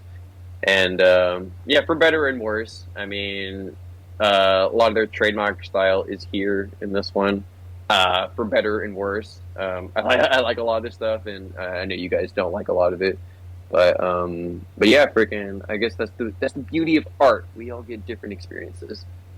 Yeah, exactly. One thing I will say, like I was saying in the beginning, I really liked the set pieces and the setting and everything. Like Yeah. it gave me like a Blade Runner kind of vibe, and I enjoyed that because I love both Blade Runner movies. Personally, I think 2049 is better, but we don't need to talk about that right now. Point is, I really enjoyed. I liked how everything looked, and it gave me that vibe of like futuristic Blade Runner type style, and I was like, "This is pretty dope." I fuck with it, and I did kind of like the that sequence where he saves Somni from the guards. I thought it was a really cool action moment, but it also raised the question for me, like, wait, why didn't he do this sooner, or Yeah. how the fuck did he get in there? Like, I know he's good and all, but what? I thought the whole point of getting Somni was try to work outside of doing something like that. Like, I thought that was the whole objective because he couldn't do something like that. Also, like, I understand that he wanted like a fabricant to be like, hey, we're all equal, basically. But he already knew about the fabricant recycling facility where they were grinding up older fabricants to feed to the newer fabricants. That was like their recycling process. I feel like you could have just taken a camera, recorded that shit, and then posted it on futuristic YouTube. And I feel like you would have had this same exact like outcry of like, whoa, that's pretty fucked. Like, Yeah, you would get some response from that, like anything. Like, and that also kind of reminded me of Snowpiercer. I don't know if you guys ever saw that movie, but when you find out Trade. what, Yeah. when you figure out what all the things fuck are, you're you're feeding like, them. yeah, Yeah. Top 5 like holy shit moments. Yeah, Yeah. I remember that. Yeah, I remember that. not spoiling that because go watch Snowpiercer. It's a great movie. Chris Evans does great. Anyway, yeah, it gave me that familiar feeling. I was like, damn, that's crazy. Yeah, it's pretty fucked up, and I definitely also think it does highlight a theme of like just society getting to the point of just like not caring for just like basic human empathy. Like even though like they are fabricants, they do have you do find out later on that she has a soul, she has the star on her, like she has feelings, she has thoughts, she has empathy, and I do like how this timeline is basically highlighting that society has gotten so far to the point of being so unempathetic, and it's just just treat humans just like garbage, basically. Yeah, Fucking just slapping her ass the second like she bends over, freaking like, oh my god, like that scene where fucking he like oh my god, what's that word for it? Squeezes mayonnaise on her, like to simulate he's like jacking off on her, like Jesus fucking Christ, like you wouldn't do this like in normal society, but if we keep going down the rabbit hole that we keep going and just keep going on a downward spiral, it's not too far off to think that's how some people would be 100 years in the future. So, like, I do like that timeline was exploring some of those aspects, too. Yeah, because essentially it's just they made these fabricants, these clones, and then treated them like slaves, like property, not like people's souls or anything. Also, when you were talking about the empathy, something that I thought of is, like, James Darcy's character, his soul throughout the entire, like, movie. He's, like, a very empathetic person. He understands other people's struggles, and he's the archivist in this one that is actually touched by Somni 451's story, and he's the one that basically makes her into like a goddess in the future because of what he chronicalizes, because he gives the completely like refined truth of how it is for them, and he listens to her. Yeah, and it's so tragic too because like they both know how the story's going to end, and it's like, it's so depressing. And I do like that. It's weird. This movie is structured in a way of like of happy ending story, depressing story, happy ending story, or no, actually, and let me go in order. The Pacific Islands, that was a happy ending. Mm-hmm. The Edinburgh, 1936, sad ending. 1973, Halle Berry, that's a happy ending. The London one is actually a happy ending too, but then the Neo Soul one is not so happy ending. Yeah. And then, of course, every movie has to end positively. Well, not everyone, but this one does. Only for Zachary. Yeah. I'm ready to move on to the last one, if you guys want, unless there are a few things you want to get into about the Neo Soul era. Well, there's one thing I want to get into, but go ahead. I'm good to move on, or unless you want, like you were saying, you want to bring up that last point. I'm down. Yeah, there's also one thing I want to, like... But you could go first, Matt. It's honestly, like, I feel like this, out of all the stories, like, even though it is one of my favorites, I do feel like it's very rushed in some aspects. Like immediately after they show her the factory and what they're doing to the other Somni units, they basically go to this island just directly after. They're on a boat of some sort, and then they get to this island, and I don't know, like this room also I didn't really like either. It didn't look very futuristic. It looked, I don't know, it just looked like the most plain room that you could imagine, and there's just like a few piles of bags for cover. Like I don't know, it just like it was the only time that it screamed like set design, and I was like, it was the only time that it really took me out of the movie, which was so weird because like the 2144 era I was really a huge fan of, like especially like the Neo Soul sequence and seeing the city and whatnot. It just felt very bare bones by the end of that one. So I don't know. I wasn't really a huge fan of that final fight sequence. I thought it was pretty sloppy. Yeah, you're talking about that final fight sequence where they just had like piles of sandbags when earlier in that timeline, the dude entirely transformed like a small ass room into this like crazy place with all the technology that they had. Yeah, I was so confused by the sandbags. I was like, wait, don't you guys like Future Shield or something? What is going on here? Yeah, that really threw me off. I was like, wow, I was really enjoying this era up until that point. That was probably like my biggest gripe with that episode. The other thing that I wanted to bring up was oh my god, I had it the whole time. Oh yeah, no. So the biggest impact for me, the reason why this like timeline ended in such a like a way that made me love the Pacific Islands one, the 1849 timeline, much better, was because when she dies, it's basically at the command of like Hugo Weaving, who in the 1849 one was like saying that like if you try to like go down this road, you're gonna be chastised, you're gonna be lynched, you're gonna be basically made into a martyr and not in a good way for whatever cause you're trying to do. And when he's saying that back in 1849, they're clipping to this one, to end for this one where she dies, and it proves him wrong like 300 years prior, because she did die as a martyr, but it caused like a huge change for the future, basically, because everyone saw her as a goddess essentially, and it completely disproves Hugo Weaving, and it shows that Duna Bay's soul was right in the end. I love that. I thought that just like solidified like two endings in such a good way for two different characters. Yeah, and it was one of the few times where like the editing like really came through for me, and I'm like, all right, this is actually like very impactful right now.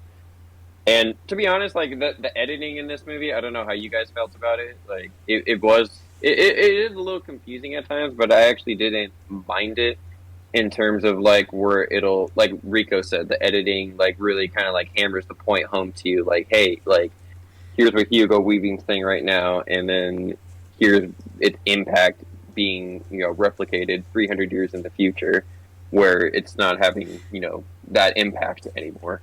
And so, yeah, I really like that shit. I was definitely with it. I like the ideas that again, it's just back to my main point. Like I like the ideas and the themes of the timeline. The timeline didn't like itself didn't connect with me, other than like the main kind of themes and messaging of like doing your own thing, not conforming to society or anything like that. Like that stuff was really good to me. Like I really enjoyed it. I guess it was just the execution that kind of threw me off, and then with the whole editing and the pacing, it was off putting for me at times, just because with everything they have going on, I kind of felt like, and I'm always gonna bring up my Lord and Savior Zack Snyder, but with his movie Batman vs Superman, I really liked it, but again, it's one of those movies that has an issue of like you're trying to fit too much all into one thing, and that complicates everything you're trying to say within each of those like story points, if that makes sense. No, yeah. I see what you're trying to say. It's like I just feel like it works way better here. Oh, it does, 100%, because what they're trying to say in this movie is obviously more impactful than what like Snyder was trying to say in Batman vs Superman, because Batman vs Superman is just like it's a superhero movie. It's like a punch 'em up, dark, edgy, you know, it's like its own thing, and it sticks to that. And this movie, it's doing multiple things all at once, and like you were saying earlier, when you consider like the production that was put into it, the time, the effort, all the minds, all the fingers in the pot, like it's a very good movie, all things considered. Like it does everything it's setting out to do. At that point, it's just a matter of your opinion and whether or not you enjoyed each of the timelines or just the movie as a whole. Now, would you consider the timeline pacing of 2144 like as offensive as season 7 of Game of Thrones? How everything's just teleporting, like people are just like, I'm a fabricant, I love my life. It does, yeah. It does low key have that problem. Yeah, that's like I said, that's another thing I don't love about the Neo Soul era. It definitely would be more beneficial if they did like a mini series on this same concept. And also, like, I would also be interested to see if this was edited in two different of ways. One way, if they did each era individually in an episodic form, or they did one episode, but they did all 6 timelines in that episode. But they did, like, you know, episode a week. Like, I don't know. I think, like, either one of those two structures would have been slightly more beneficial. Like I said, the editing isn't too much of a problem for me this time around after watching it, like, a third time. But, Yeah, friggin', I could definitely see like if this was restructured differently, I could see it being more enjoyable for some people, and even me too. Like I definitely think it could be a little cleaner. This one does. This one definitely has the story where it seems like it has so much more that could have been added to it. It could have been a movie on its own. I feel like. Mm-hmm. Yeah, all these could have like Yeah. I said, like a mini series could have been great, like a 2 hour episode, like yeah, 2 hour episodes on each of these timelines or something. Like yeah, you could really flesh out a lot of these timelines, these characters, these settings. Like, ugh. But I mean, with what we got, I mean, I still think it's an ambitious piece of work. I mean, for 3 hours, six different stories, like, I mean, yeah, you just do not get 3 hour movies like that in the theaters anymore. Mm-hmm. I 100% respect a swing and a miss, which is an argument that could be made for this movie. Personally, I think it's a swing and a hit. I think it's a good movie, but I prefer a director or a writer or an actor taking a swing at something that's different and not succeeding versus playing it safe and doing something cookie cutter. So I will always respect that decision from any kind of creative. I always think it's cool to do the more riskier, more interesting idea, even if it doesn't pan out the way you want it to. I completely agree. 100%. Yeah. Yeah. Do you guys want to talk about the last era and then move on to everything everywhere? Yeah, our favorite era. Let's do it. Yes. And that's true. That's the true. True. True. True. You sussing me? Yeah. Yeah, guys, this is the era that we have rightfully titled the True era. It takes place, more specifically, it's weird. The title card, I believe, says Big Island, 106 winters after the fall. So, the timeline, it is the year 2321. And this timeline, well, yeah, Google here says it takes place on Hawaii. And so, yeah, apparently that is also where where they worship Somni. Basically, this follows the character of Zachary, played by Tom Hanks, and society has fallen, and so has language. So basically, the way they talk in this one is that like every other word just basically like won't be there. So it's literally just broken vocabulary that they were trying to go for, and even in the special features, that is like what the Wachowskis were trying to go for in this era. Mm-hmm. Yeah, like we said, 100%. Like this is like it might be my least favorite, even though I still like it. It's definitely really heavily bogged down by that dialect. It just feels very, yeah, it just feels just not well rehearsed at all. Uh-huh. It just kind of feels like they were trying their best, but it just wasn't working. So it was just kind of like, all right, well, that's the best take we're gonna get. Let's just go with it. Yeah. Go ahead, dude. Sorry, I kept interrupting you. You're all good. I was honestly just gonna say what you were saying. Like it felt like it was like I was saying earlier. They were kind of like, just this is all you do your thing. You got this. I believe in you. Like they just kind of did that, and the actors were kind of like, oh, all right. And then they did a thing, and they're like, was that good? And they were like, yeah, it's fine. Let's move on to the next scene. Like that's kind of how it felt at some points watching this era. Yeah, dude, and like I said, I watched this one with subtitles this time, and even the way the subtitles are is how they're talking. So, like, whoever made the subtitles, basically like copy and pasted the script, and so like, I can just imagine getting this script and just like Tom Hanks just reacting like, well, what the hell? How do I even say this? And like, what way? And yeah, it just it doesn't come across as good at all, honestly. Mm.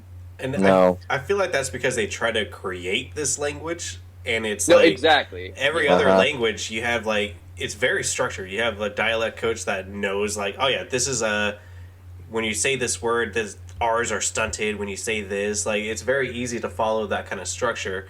But this one, they created it, so it's just like winging it essentially. Like, Yeah.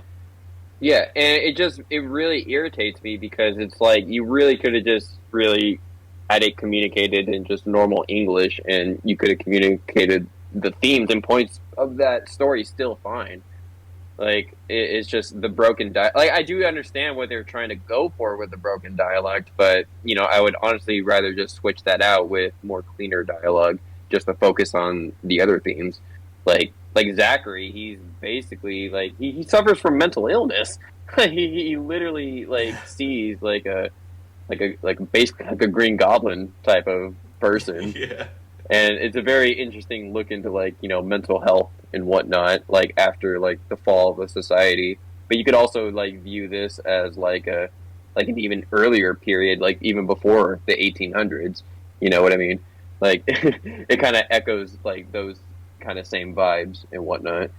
And going off of that, it's pretty freaking funny that you say that because in the Pacific Islands, 1849, Tom Hanks's character says, "Yeah, I'm looking for cannibal teeth.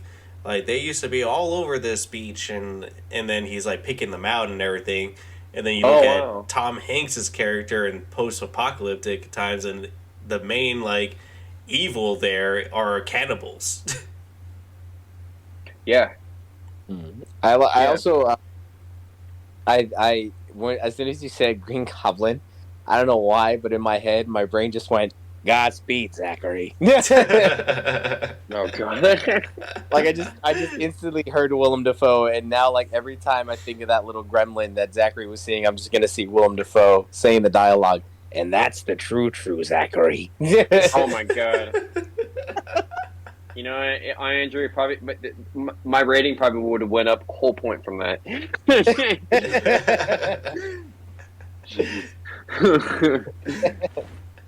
But yeah, I do find it interesting that there is like this kind of like alter ego of him, basically like trying to like get him to like not trust Halle Berry and whatnot. Like he's even trying to like convince him to like kill her at some point. Mm-hmm. It's like it's that whole concept of like depression and anxiety will like manipulate you to do things you normally wouldn't do or you wouldn't want to do, kind of thing. Yeah, considering his experience and shit, yeah, and everything he's gone through. Like he didn't speak up when his brother-in-law was getting killed. Like Jesus, and his nephew. Forget his nephew too.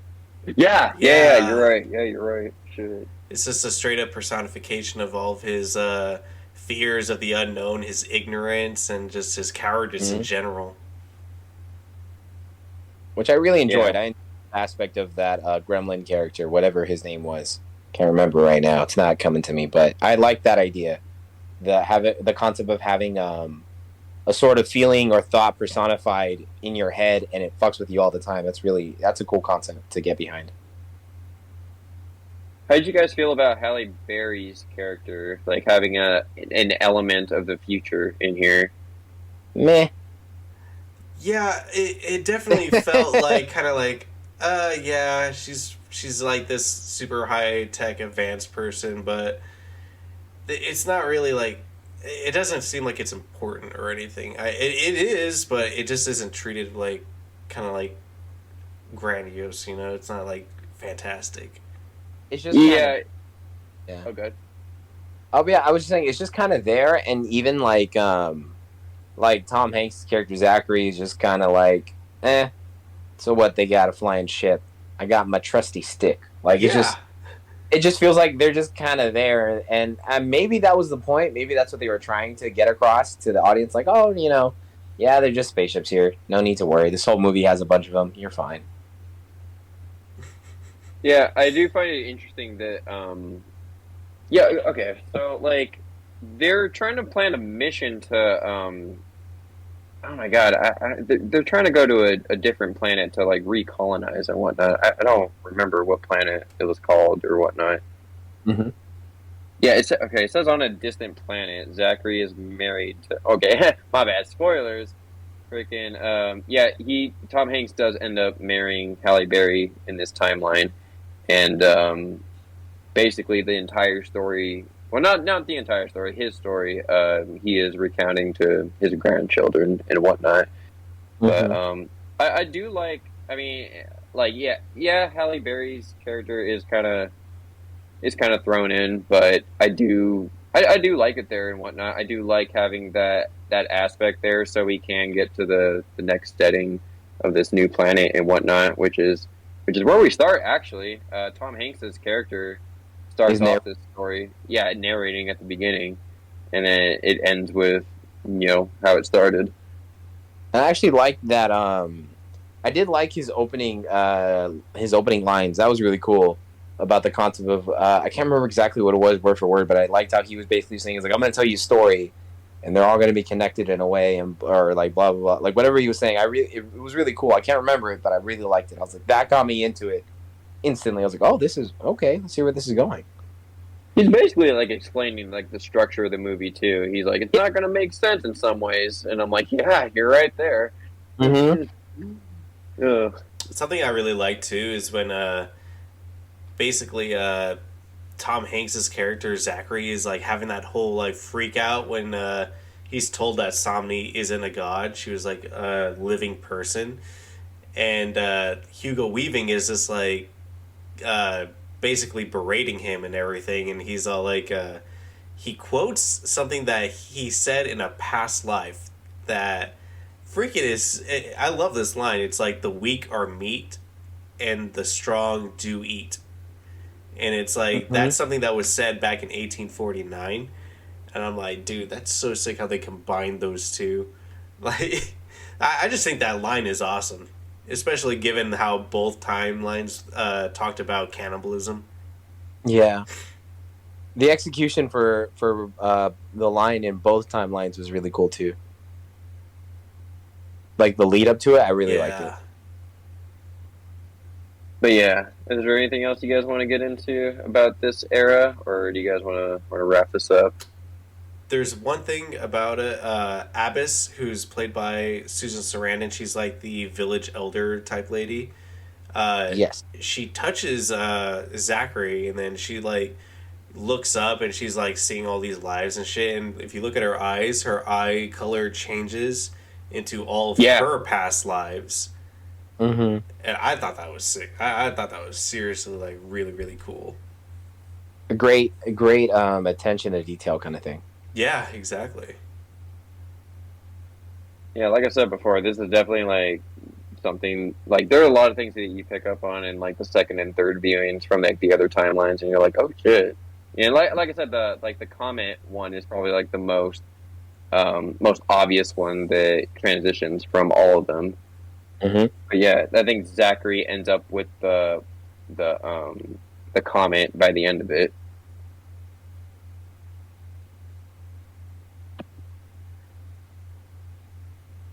So, should we wrap this up? Yes, I will take that over another awkward silence. For sure. So yeah, yeah. What do you guys want to rate it? Whoever wants to go first, Rico, I'll nominate you. All right. Well, do you guys also want to give a list of which ones were your favorite and which ones your least? Sure. I'll give like my two favorite, and then my rating for the overall movie. All right. So, if I was to choose my two favorite, I would have to go London 2012 with Timothy Cavendish. Like that was so fun, dude. I would say that's a solid like 8 because basically that whole brawl, dude. I love that scene, and then Cavendish's character is just a likable person. I'm glad that he started ballsing up and went off and basically won Susan Sarandon over again. And then my second favorite would be San Francisco 1973. And basically, I just like how it was more of a detective story with that. I feel like Halle Berry did really well in that one. And I like how Tom Hanks just unexpectedly dies when you think that this is going to be the timeline that they get together. And yeah, I would say those two are my favorite. San Francisco 1973, I would give like a 7. My two least favorite would probably be Neo Soul 2144, just because it felt like it was too rushed along. Everything else was great about it. I feel like it had the best story, but it felt like it was just too rushed along. I would give it like a 6 out of 10. Uh, Big Island, the post apocalyptic one, it was really like unlikable with the dialogue, and the story itself wasn't even that great to me. So I'd probably give it like a 4, to be honest. Overall, I would say the movie comes out at a solid like 7 for me. What about Cool. you, Matt? Cool. All right, I'm gonna go. Okay, so my top two for sure would have to be the first one would be the Cambridge 1936 timeline, and then the London 2012 timeline is my second favorite. I just really liked those two specifically. I liked how in my first favorite, I really enjoyed the progression of Robert's character and his story and where he ends up and how he ends up there. I really, really like that.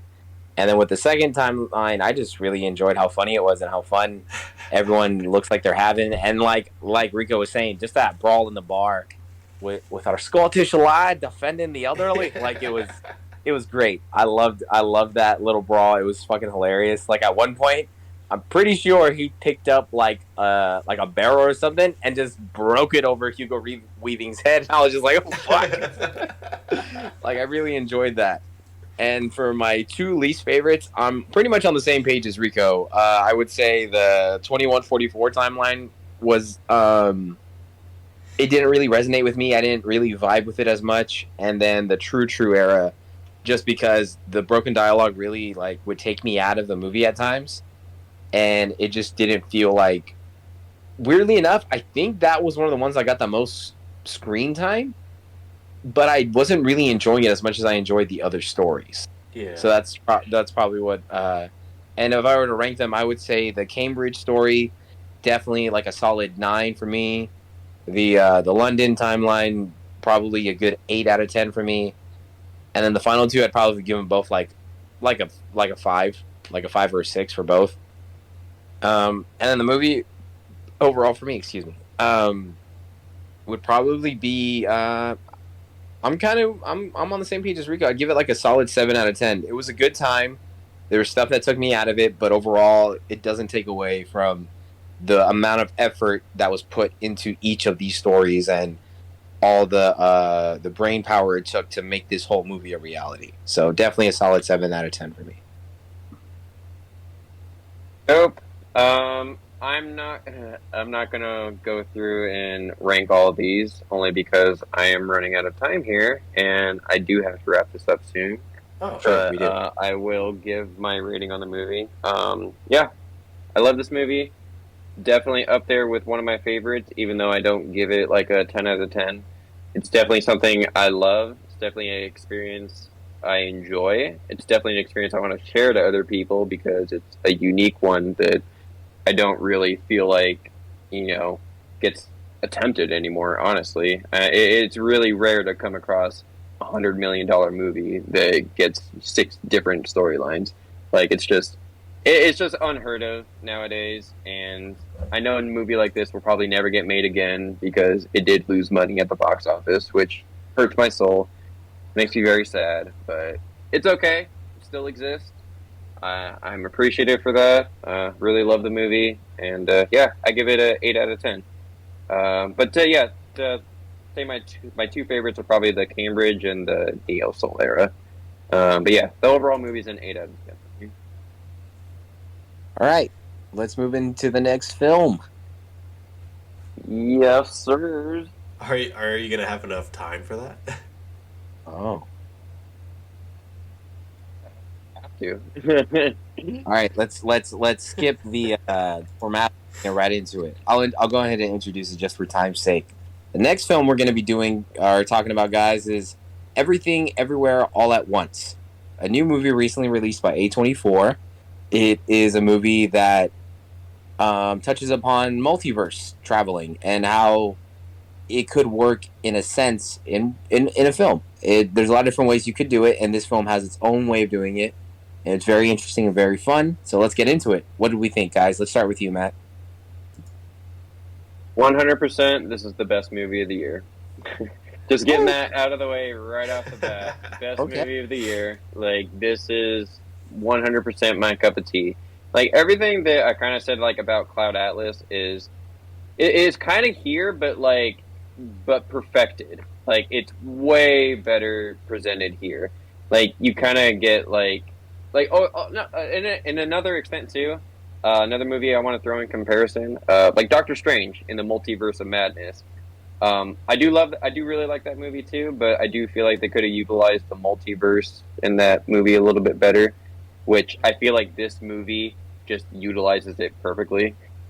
Like, it nails the goofiness, fun that you can have with this type of concept. The action is fantastic. The dialogue, themes, the type of situations that you can get into. Like, I really, really enjoyed everything everywhere all at once. But yeah, I want to hear what Rico has to say about it. I would definitely agree with you. This is the kind of movie that it wanted to show the multiverse, and it definitely showed how it should be done going forward.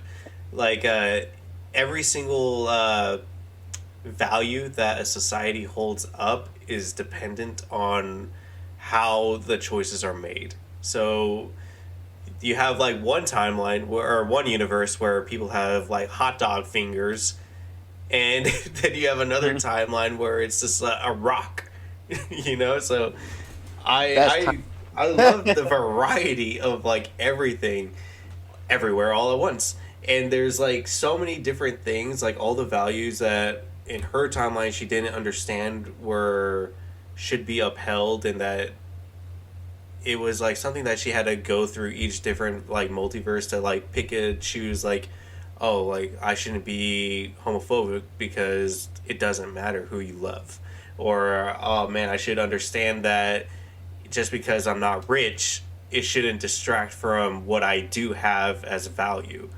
Like, I loved everything. Like, they put in so many different like core principles that a person should uphold, and they made it like family, everything. They made it so perfectly woven together that I honestly cried like several different times throughout this movie. I hope Matt wasn't distracted by that. No, I was watching a great movie. Yeah, it was so great you didn't even notice a dude just weeping his little ass off next to you. But but I love this. I would agree. This is like the best movie of the year for me. How about you, Andrew? What'd you think? Man, oh man. Everything, Everywhere, All at Once, gentlemen. That movie is one of the few movies that have come out in today's age that shows you can take the most ridiculous concept ever, have the most ridiculous set pieces and scenes ever, and still have a genuinely good movie that you have a genuinely good time with. Yeah, like, it's actually like coherent. Yes, and that's, I don't think I'm like, stepping on any toes when I say this, but I definitely think it was a more enjoyable movie than Cloud Atlas, because it took the concept of characters being in different timelines, different worlds, universes, and all that kind of stuff, and it makes you feel for each of the characters in a sense. And I loved one of the main themes about, it doesn't matter what universe you're in, you're more or less are going to be the same person, except you can do something different that the other version of you can't do, which I think is really cool. Yeah, and the way they introduced the multiversal aspects in this movie was okay. I'm not gonna lie, it is like the one small gripe I have with the movie. Other than that, like, I love this movie. Like, the introduction of like putting her in the multiverse, which is basically she gets put into the multiverse. Spoiler alert. Basically, she gets put into the multiverse through her husband, or another version of her husband. Mm-hmm. But the only thing that I'm like mildly confused about is like where he got the devices in order to put in her ears to, for her to multiverse jump. Like I just don't know where he got them Like how he in that transported timeline it. because, well, yeah, because you can't Take like things. I was under the impression you can't transport like physical objects the way that he was doing it. So like I don't know, I was just like mildly confused as to like how he was able to like bring some over into this universe. I mean, it's not like the biggest gripe. It is like literally like a nitpick. It does not like destroy the movie for me, but it's like the one thing where like my mind goes to where I'm like, well, okay, so like how did he get the multiversal devices over to this universe to give to Michelle Yeoh? Like Yeah, that's just like my only thing. yeah, that's I like kind of something that is like it's kind of like a loose rule. It seems like because it's like Yeah, 100%. Yeah, the daughter can do that to like anything. She could turn people into bubbles. It's like it's super weird, like the rules that she has, and it seems like everyone else that universe jump like that, they don't have the ability to do something like that. So it's really weird, but they can still get the skills and apparent strength from certain things. Like, so it's really weird how the rules work with like objects. I kind of I yeah. kind of I thought that was hilarious. oh yeah, it was golden. Um, I kind of chalked that up to kind of like I kind of answered it myself and said I'm just gonna go with that. He figured out how to make them using materials from the universe he's in. Because later on, I guess we're in spoiler territory. Towards the end, when you find out the grandpa does it too, and he basically builds like that mech suit out of like his wheelchair and like a printer or something. I can't remember exactly what. So I just kind of chalked it down to like they can just figure out how to make shit with what they have kind of deal.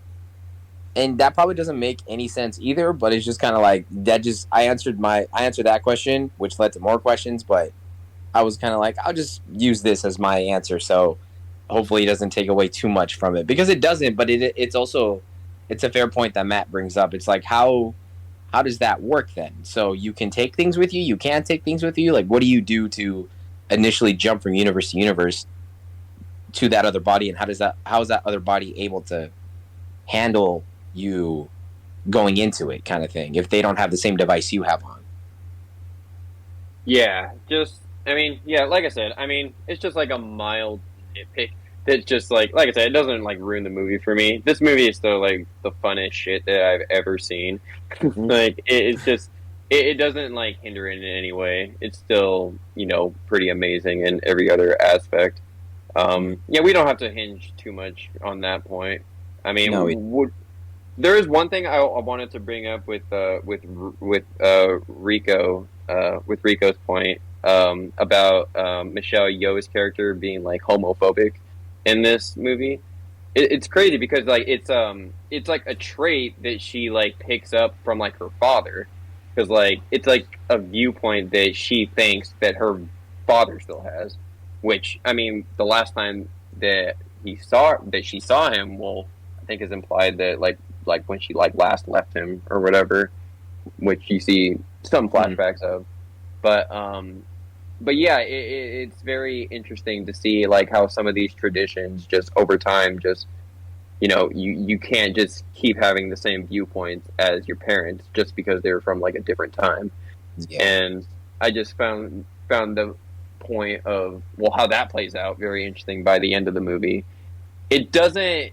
Well, I don't know. You think that it's going to go the way? Well, I mean, we'll get to that point later. The scene with her daughter, but yeah, man, what do you think, Rico? Yeah, so I feel like this movie did really, really good with kind of foreshadowing things that would happen later on through like dialogue. Um, for instance, there was like one time where she's like, one of her requirements is to tell Deidre that she loves her, and she's like, "Oh no, ew, like ew, that's a woman, like, and she's also a crazy person trying to kill me, like ew, no." And then you see later on that in one universe she is actually in love with her. She's lesbian. She can understand it, and then she can genuinely say, "I love you" because of that, and it helps her relate to her daughter because basically it's like her daughter is obviously going through because she's like this is who she is. She's not accepted by her mom, and her mom's like not supporting her, and that's hard for anyone that is gay or lesbian and is going through it like that. Like, if you don't have like support, like that could just be like freaking heart wrenching, especially when you don't have like someone to like back you up and to even acknowledge what you choose to be. It's like, it's a lot of that just kind of like struck me, and I was like, oh fuck, dude. And I hope you didn't see me crying, but man, like a lot of that was really really like sad, and I like how she redeemed herself in the end by kind of having that thought like I should just let her go and do that, but she was like, nah, fuck that, that's my daughter, I love her, I gotta like prove to her like you're safe and everything. And I just love how it's like such a conflicting like mindset. Should I let her go, should I not let her go? And the one she chooses just so happens to be the correct one. How'd you feel about that kind of like a plot going on right there with the mother-daughter relationship, Andrew? I really liked it. I think it's great. Not even when they touch upon like someone's sexuality, but just kind of who they are as a person. When there's that conflicting gripe with their parents, like if there's something their parents don't agree with, and all this other stuff, it's complicated to kind of express that part of yourself. Which in this case, it's a big part of herself, her daughter's sexuality. It's like it's not her most important aspect, but it's important to her. And it's important that her mother accepts her for who she is. And how they have the mom character go through everything was really, really cool. Like, she was experiencing different timelines, different lives, and not only gave her more appreciation for her daughter, but for her husband as well. And yeah. And I like that was really sad too. Yeah, it was. And like when you see that he's the one who wants to get the divorce initially, like you think like, oh, she's gonna want to leave him. Just throughout the film, you kind of like get this sense that she's like, she neglects him. She doesn't really give him the time of day as much anymore, unless it's something to do with like their business ventures and all that kind of stuff. Even though like you find out later in the movie, like he was the one who's like, let's just get out of here and run away together, and they did. And when you see later on that he's the one who wants to get the divorce, you're like, damn, that's even more heartbreaking, because it makes more sense. Because it's like, well, yeah, you wouldn't want to stay with somebody no matter how much you love them if they're not appreciating you for who you are. And even if you have the strangest, randomest quirks, like how he loved to put like googly eyes and everything. Like, I thought that was kind of funny. I was just like, what the? That's so random, but I love that. It's just like, it's like a strange, unique trait that you can't find in many people. So that's what makes someone like that more unique. And it's really sad when you see that whole thing. And I love when it cuts to the universe where she's like a movie star, and she runs into him again after not because just for context, spoilers. There's a universe where I'm trying to remember her name right now, the character's name, not the actress. Evelyn Wing. Evelyn, there we go. Like when Evelyn travels to the universe, she travels to a universe where she's a movie star, like a martial arts movie star. And instead of leaving to America with her husband, she stays and becomes, an actress. And they run into each other again at this premiere for one of her films, I believe, or something like that, right? It was like a premiere of one of her movies. Yeah. Mm-hmm. Yeah, and he sees him, and they start talking again. And it like this scene, I almost felt like Rico. I was ready to cry when he said, like, in a different life, I wouldn't mind of just doing laundry with you and growing old. It was just like, damn, my man is just, he's not a simp. He's not a simp here. He's a man because he's saying what he would want to do, but he understands why he can't have that with her. I'm just like, fuck, that hurts. And then there was even I'm sorry. No, go ahead. There's a scene early on while you were talking about the relationship that really struck a chord with me too. Was when she was exploring one of those universes. I believe it was that one, or she was like a really popular singer or something like that. But when she got back, she tells him, like, one of the first things, like, oh my God, like, you should have seen my life.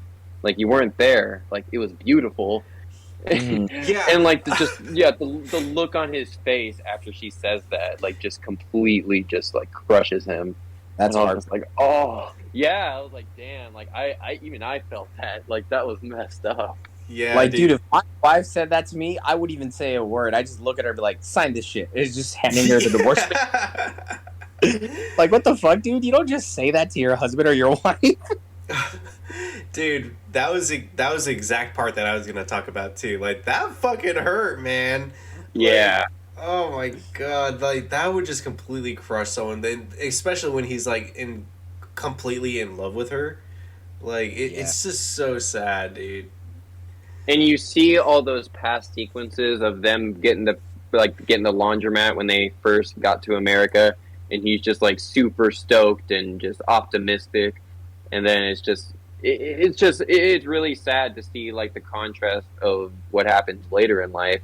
But that's also like the beauty of it, because that is life. You go through these phases of highs and lows, and you just have to learn from them and stick together and just love each other. And I just love how this movie explores all those concepts perfectly. Like I said, like there's the story going on with between her and her dad, and having to, how do I tell him that my daughter's gay?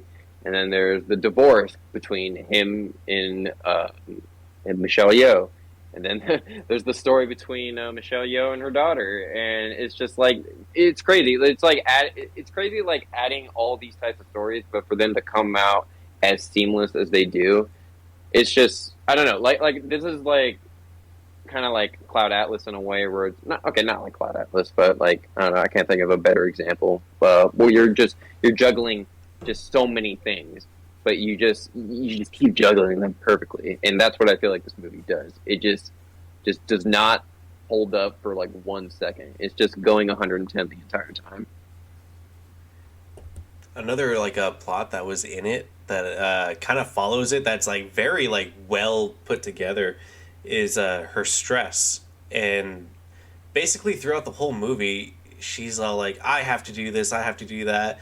And the first sign that the first sign that she doesn't like respect or even like acknowledge her husband's strengths is when they're at the IRS. They're talking to Deidre, and she's like phasing in and out of the other universe, and basically they are like, we just need more time. And then she's like, don't talk, you're gonna just make things worse. And then she phases to the other time or universe, and then when she comes back to this one, Deidre's like, you know what, fine, I'll give you a few hours to the end of the day. And then she's like, how did you do that? And he's like, I just talked to her. And it's like she can't like delegate responsibility. She can't like let loose. She has to do everything hands on. That's why she's always fighting. Like any like situation she comes across, she has to like basically take it all on her own shoulders and do it herself. And like later on in the movie, the husband in the actress timeline, he says like, you fight like the way that you do, you're very hands-on, like straightforward to it. The way I fight, and I see myself as a fighter, is by hanging in there, staying strong, fighting with my words, and being patient, and just being human. And I really love that, because a lot of people view themselves as weak because they're patient and like they don't like get physical, but really that is a very strong way of handling your situations. And it's a really great balance to how she is as a person, how her growth is to just be more loving and to Honestly, not have to tackle things. yeah, and just to add to your point, Rico, like that concept of just having the patience to not do something, even though you know every possible way that you could do that, if you have the strength not to do it, that makes you 10 times stronger than you would have been if you did that act, or if you did something that you know isn't right, but you did it anyways because you wanted to prove yourself or to prove a point. Like, the biggest point you can prove is just not acting on those, whether it's like an aggressive, a negative, a depressive, anxiety-filled like impulse. The stronger route is to not act upon it. And I like how the movie kind of shows that. It's like, sure, you can do all this crazy stuff, you can beat the shit out of people, but is that the right move every time? Like, you don't need to do that. It's, it's about knowing when to do something and how to do something, and I really like that. And I love how the movie, like, takes that concept even with the fight scenes. Like, Mm-hmm. the final fight sequence is her not even like beating the shit out of them. It's her like helping them out. Like Mm-hmm. one dude, like she Yeah. like snaps his back. He's like, "Oh, thank you," for like a brief second. So It's like, great. Or the Ratatouille Yeah, one dude. too. Oh my god. the best one. The best universe. Ratatouille. And what's funny is that I took Molly to go see it a second time, and freaking the very first shot that you see in that universe, because I didn't even pick up on it, but you do see the raccoon tail when he's wearing the hat, and I was like, oh shit! So they did foreshadow it, and I didn't even realize it the first time. I was, I thought that was such a cool detail. The second time around, I was like, wow, it was there the whole time. And I loved what was it? I just remembered his name. Wayman, I think Raymond or Yeah, Wayman, Waymond. something like that. Yeah, I liked his speech at the end when the bagel is opening up and everything, or the portal to the bagel is opening up, or whatever. The portal she was trying to open into all these other universes. Like when he's standing there and he's giving this speech about how sometimes it's better just to show kindness and compassion and to just be a genuinely good person, because not just because it's the right thing to do, but it's just what you should do. It's the better route. Like that whole speech hit me. I was like, fuck, man. Like my man has not been in a movie since Indiana Jones, so to see him do this and to Yeah, ass off, he does such a great job. He's Yeah. definitely like just immediately likable. Just like Mhm. everything he does, he's just so immediately likable. Hanging out with like his customers, like playing with them, and just playing with his family. Like, he's Yeah. just such a good person. He's just a great dad, great husband, great guy. He's just love Wayman, great guy. and he is basically the main protagonist. He is the main hero if you think about it. He is the reason that these things go into motion. That's true. He Yeah. has to come from Yeah. his alpha universe to help out. Which, how do you guys feel about the alpha universe? Like, do you guys feel like you needed more kind of futuristic stuff, or do you think it was just fine the way it was, just them driving around in a van in like a wasteland? I think it was I kinda okay. like that. Yeah, I Yeah. think it was okay because it kind of shows that they're on the run. They can't stay in the same spot. Mm-hmm. Yeah, And I just 100%. want to say the beginning of the fight in the tax office is really cool when he just beat the shit out of the security guards with just the fanny pack. I was Yeah. like, my man, he was whooping ass with that fanny pack. Yeah, and I was like, okay, this movie is down with unique fight choreography. Like, I love creative shit like that. Mm-hmm. And speaking of creative fight choreography, I had to bring this part up because I went to go see it with my friend Jonathan, and we were watching it, and it got to the point where Jenny Slate's character shows up and fights Evelyn and uses her dog as like a nunchuck. Like, Yeah, yeah, that's a dog. yeah. That was fucking hilarious. And then Jonathan, he brought this up when we were on our way home from the movie because we both have dogs. We both have pit bulls.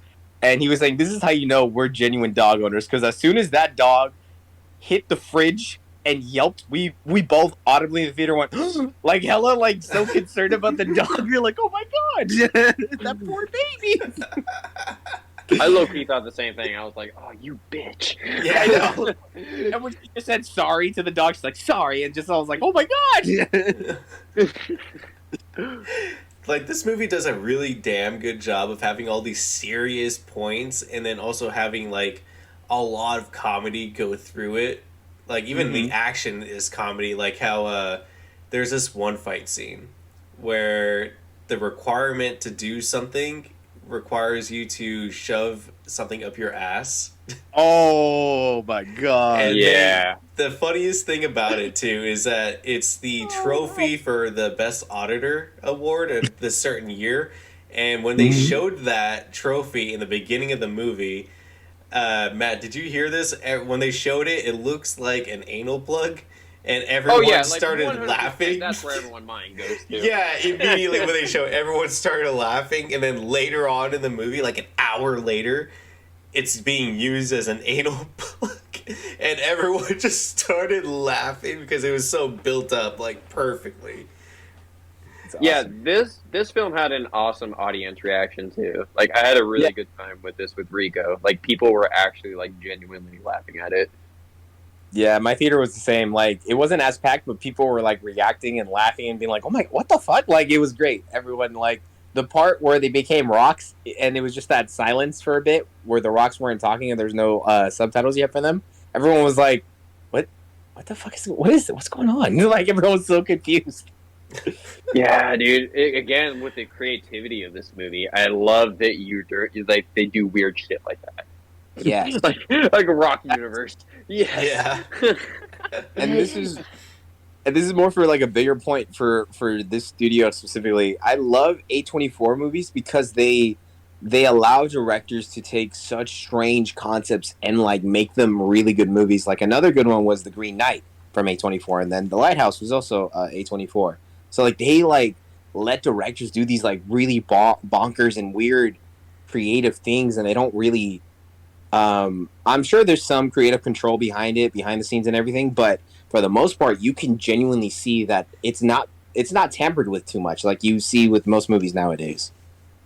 Yeah, I think the case with like A24 and like the difference between them and major studios is that like I think A24 films are just budgeted much differently compared to like a big major blockbuster, kind of like Batman or something. Mhm. Like A24 movies typically don't go past like $20 million or hell, like most of them. Like, for example, The Lighthouse that you brought up, that was made for, I believe, like 9 or 10 million. Ooh. But then Yeah, Robert Eggers' first movie was made for like 2 million. So, like, definitely A24 is definitely the type of company that will like, well, Robert Eggers, for example, because I literally just brought it up. The Witch, $2 million budget, but it did great in theaters, made its money back, and now it has a cult following. Okay, we're gonna give you a bigger budget now. Here's The Lighthouse, $10 million.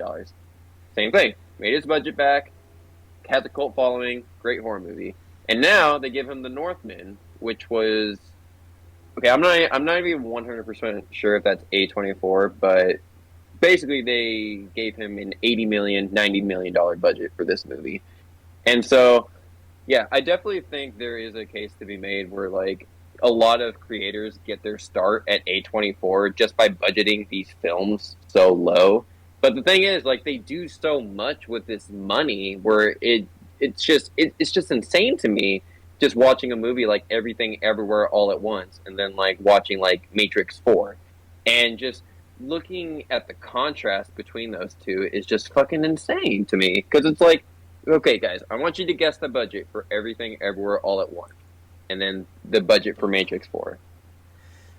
I'm gonna say Oh. 120 give me million? what you got. Okay, Everything Everywhere All at Once. What do you think the budget is, 120 million? Andrew? 150 million. For Everything Everywhere All at Once? Yeah. Wait, The no, budget. that doesn't work. Actually, hang on. You know what? I'll just stick with I know what the real answer is. Okay, okay. The budget for Everything Everywhere All at Once was 25 million. Okay. 25 million. And then guess how much Matrix 4 cost? Matrix 4. I have no idea. I don't even want to guess it. 200 million. 200 fucking million for that Matrix 4 bullshit garb. Like, Okay, I can save this rant for like a future, or I don't know. I don't ever want to talk about Matrix 4 because it really sucks. But I can, honestly, bro, it's just so insane to me that a big budget franchise like The Matrix just, I mean, it doesn't surprise me that $200 million films flop. I mean, I know it happens all the time, but it really is astounding to me that you could just really budget yourself and just create something so insane and creative and something that honestly looks better, like even special effects wise. Like I think the special effects and everything everywhere are so much better than like Matrix and honestly most films nowadays. Like it's just insane to me the product that we get for a 20-ish million dollar budget, basically. Yeah, you really had me going with the whole the lead up we had with the A24 production studios doing 20 million. And then but thinking about the movie, like you see all those like universes, props, like everything that's used, and then Bro, that's a lot of special work. effects, like that's a lot. I could not imagine that being under 100 million. I was just like, there's no way that it would be 20 or in the 20s of millions. Like there's no freaking way. There's so much that went into this. Like I can't imagine it being anything less than 100. And dude, you actually have name actors too. Like Yeah. Jamie Lee Curtis is in this too. Like, yeah, just this thing is just like astounding to me. Like on a budget perspective, like you just 25 million, and I'm not sure how much. I mean, I'll Google it when you guys are talking. Dude, you have I'm very James sure it's made its Hong. budget already. What's up? You have James Hong, dude, from Big Trouble in Little China. Actually, that's gonna be my Kung Fu recommendation. Big Kung Trouble Fu in Little Panda. China. Love that freaking Kung Fu movie. Panda. Kung Fu Panda. Yeah, it's so crazy. I honestly, and I felt bad saying this after the movie when I was with Matt, but I was like, I thought James Hong passed away. This dude is so old. I think he's like 90 something. He's been in like over 100 movies. Yeah, he's kicking ass, dude. He's delivering in this movie. I was like, He really is. yeah. Bro, yeah, he's speaking Chinese and English, and he's pulling them off seamlessly. Like, Yeah. okay, that's another thing I want to talk about too. Like, the dialect in this movie is perfect. Like, 100%. Like, I buy every actor, every Asian actor in this movie. Like, at no point am I questioning authenticity here, like I was in Cloud Atlas. It was so damn good, dude. Like, It was amazing. I really liked I liked Jamie Lee Curtis too. She did really good. dude, she was awesome. I just love Jamie Lee Curtis in general, man. She's so fucking good. She's a H2O, goddamn winner. H2O, boy. Let's fucking do it. Yeah. She's cool. I just don't like that she supports her Halloween films like they're the greatest films ever. But that's okay. Well, Hey, you that know, made her career. I was about to say No, I'm talking about the new ones. She's like heavily endorsing like the new ones, and I'm just like, now, Matt, no. you got to consider: is she endorsing them because she wants to, or they're paying her a fuck ton of money to do it? I definitely get the feel with the second one in particular. She does really think it has like a strong political message in the movie, and like she compared the movie to like Black Lives Matter protesters.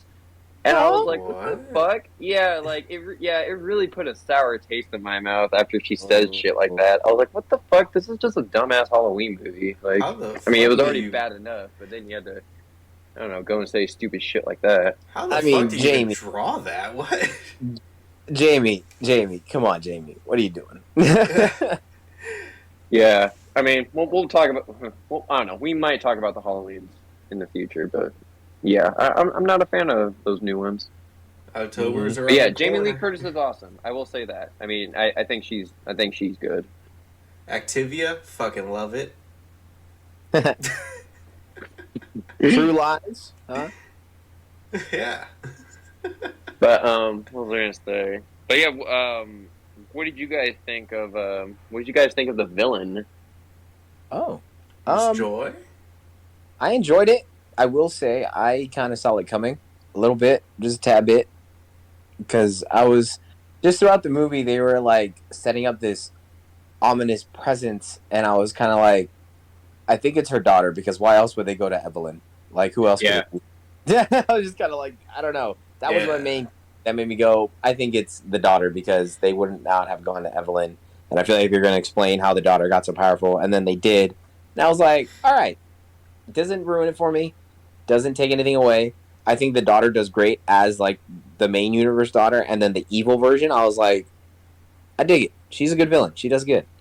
Yeah, I like how they kind of explain that away, that even though this is just like some normal person in this universe, in another universe, she's like this incredible, like groundbreaking scientist that discovered how to access other multiverses, and she experimented on her daughter, like how that little bozo clown experiment went, and that's what fucked her up.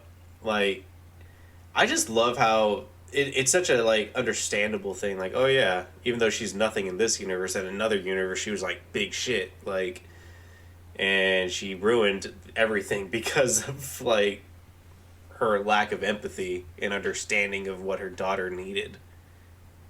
Mm-hmm. Yeah, and I love how that comes full circle at the end.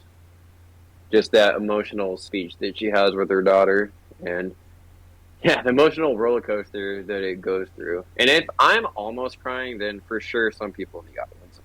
I don't know movies, but yeah, I could recognize if something's very sad, and that was pretty sad. It was pretty darn. It was pretty much a buzzkill. Yeah, this film really nailed the emotions for me. The acting, everything really. Like honestly, this is one of those films where I don't really like give it much fault except that minor nitpick at the beginning. But other than that, this movie like indulges in its goofiness and its creativity, and that's just where it really hammers home. And just the themes and just all the other aspects that they add to the movie just really elevate it for me. Yeah, it was one of the. It was indulging in its wackiness and creativeness, but it wasn't overindulging, which I really appreciated about it. Yeah, I was thinking. Well, shit, it was a huge missed opportunity for me to recommend Swiss Army Man, which is the. Well, they go by themselves as the Daniels. They're a directing duo. But yeah, their first movie, Swiss Army Man, is just like you said, like how you said you're glad they didn't indulge in like a lot of the goofiness and the creativity and whatnot. Swiss Army Man is definitely more of that.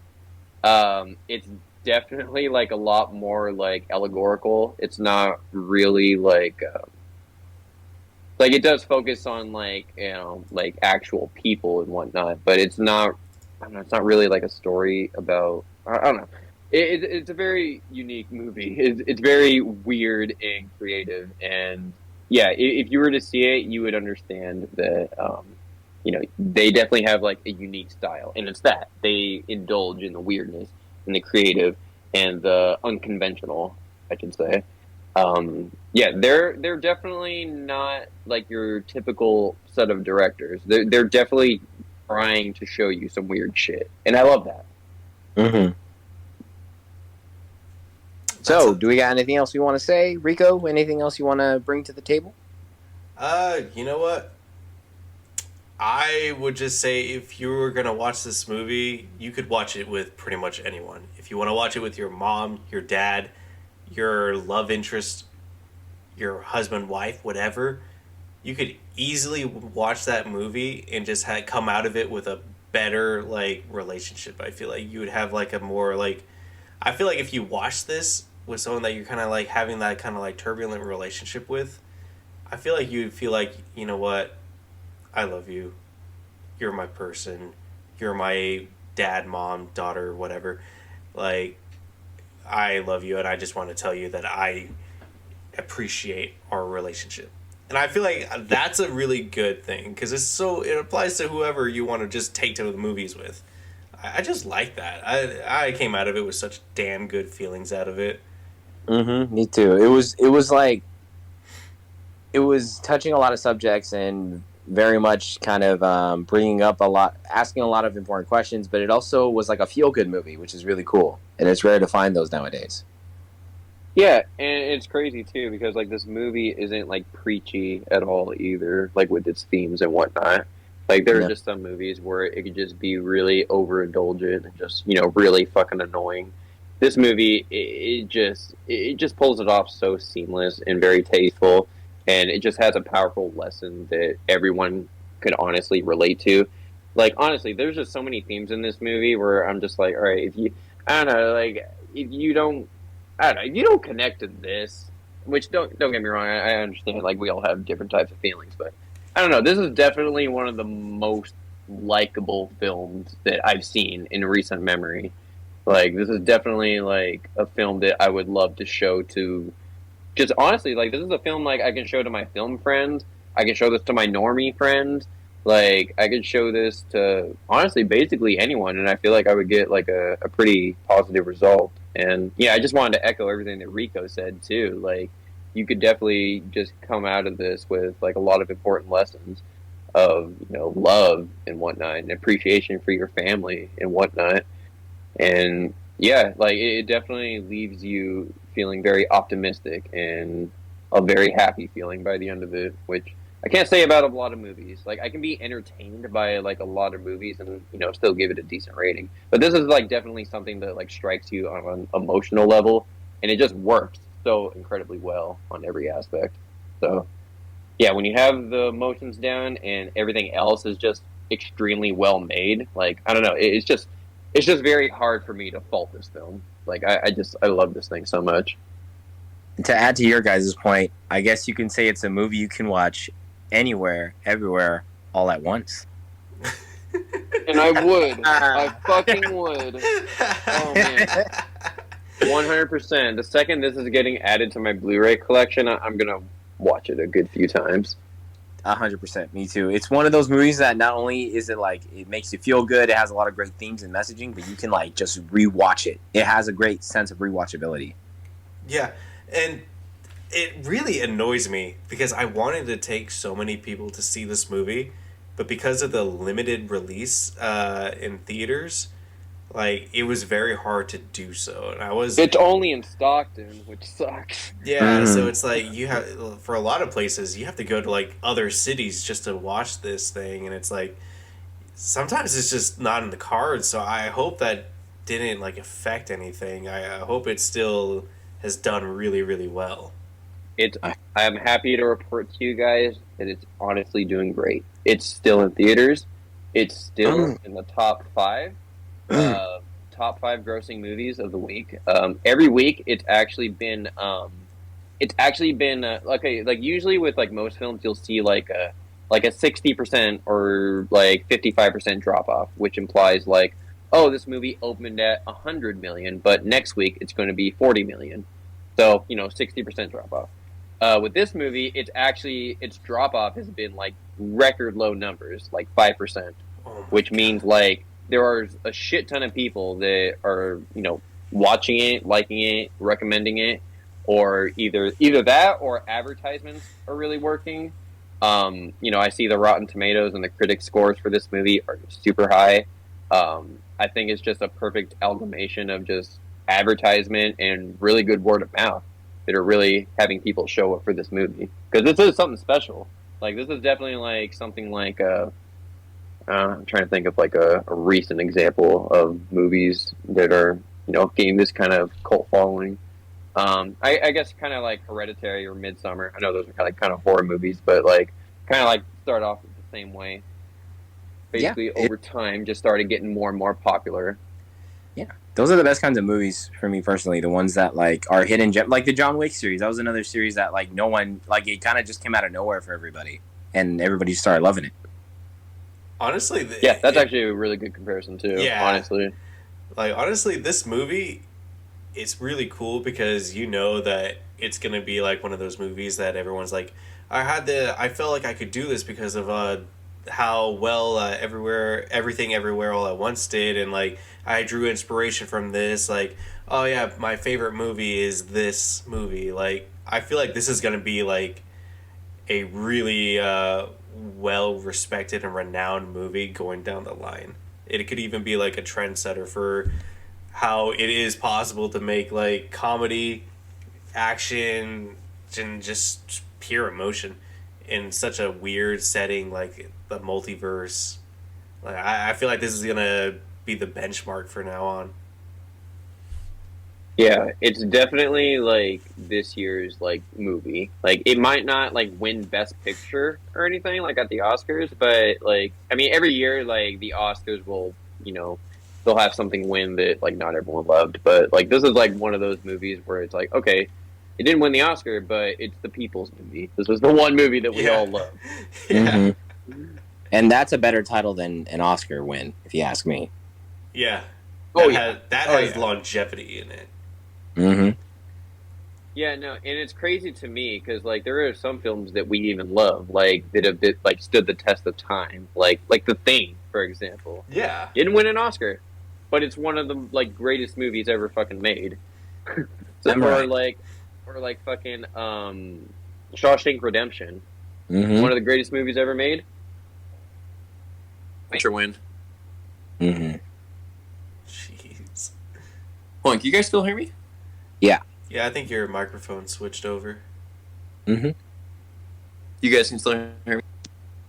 Oh, you're a little crackly right there. A bit. Jeez. I think we've hit that time limit, huh? We did. Keep talking to me. But yeah, Oh, dude. we're losing him. Hang in there, Matt. We can stall for time, I guess. Matt, Rico, tell a joke quickly. I had to call in for work because I had an eye problem. I just couldn't see myself coming in to work today. Comedy. Wow. Damn it. Can you guys hear me?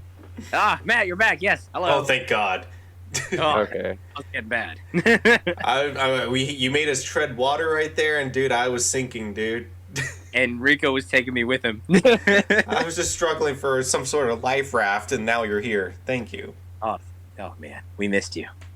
10 out of 10 content, guys. That's what we're here for. Absolutely. Yes, sir. Yes, sir. Yeah. Sorry if you guys hear like a little change in quality. Just my earpods died. Oh, So I had to.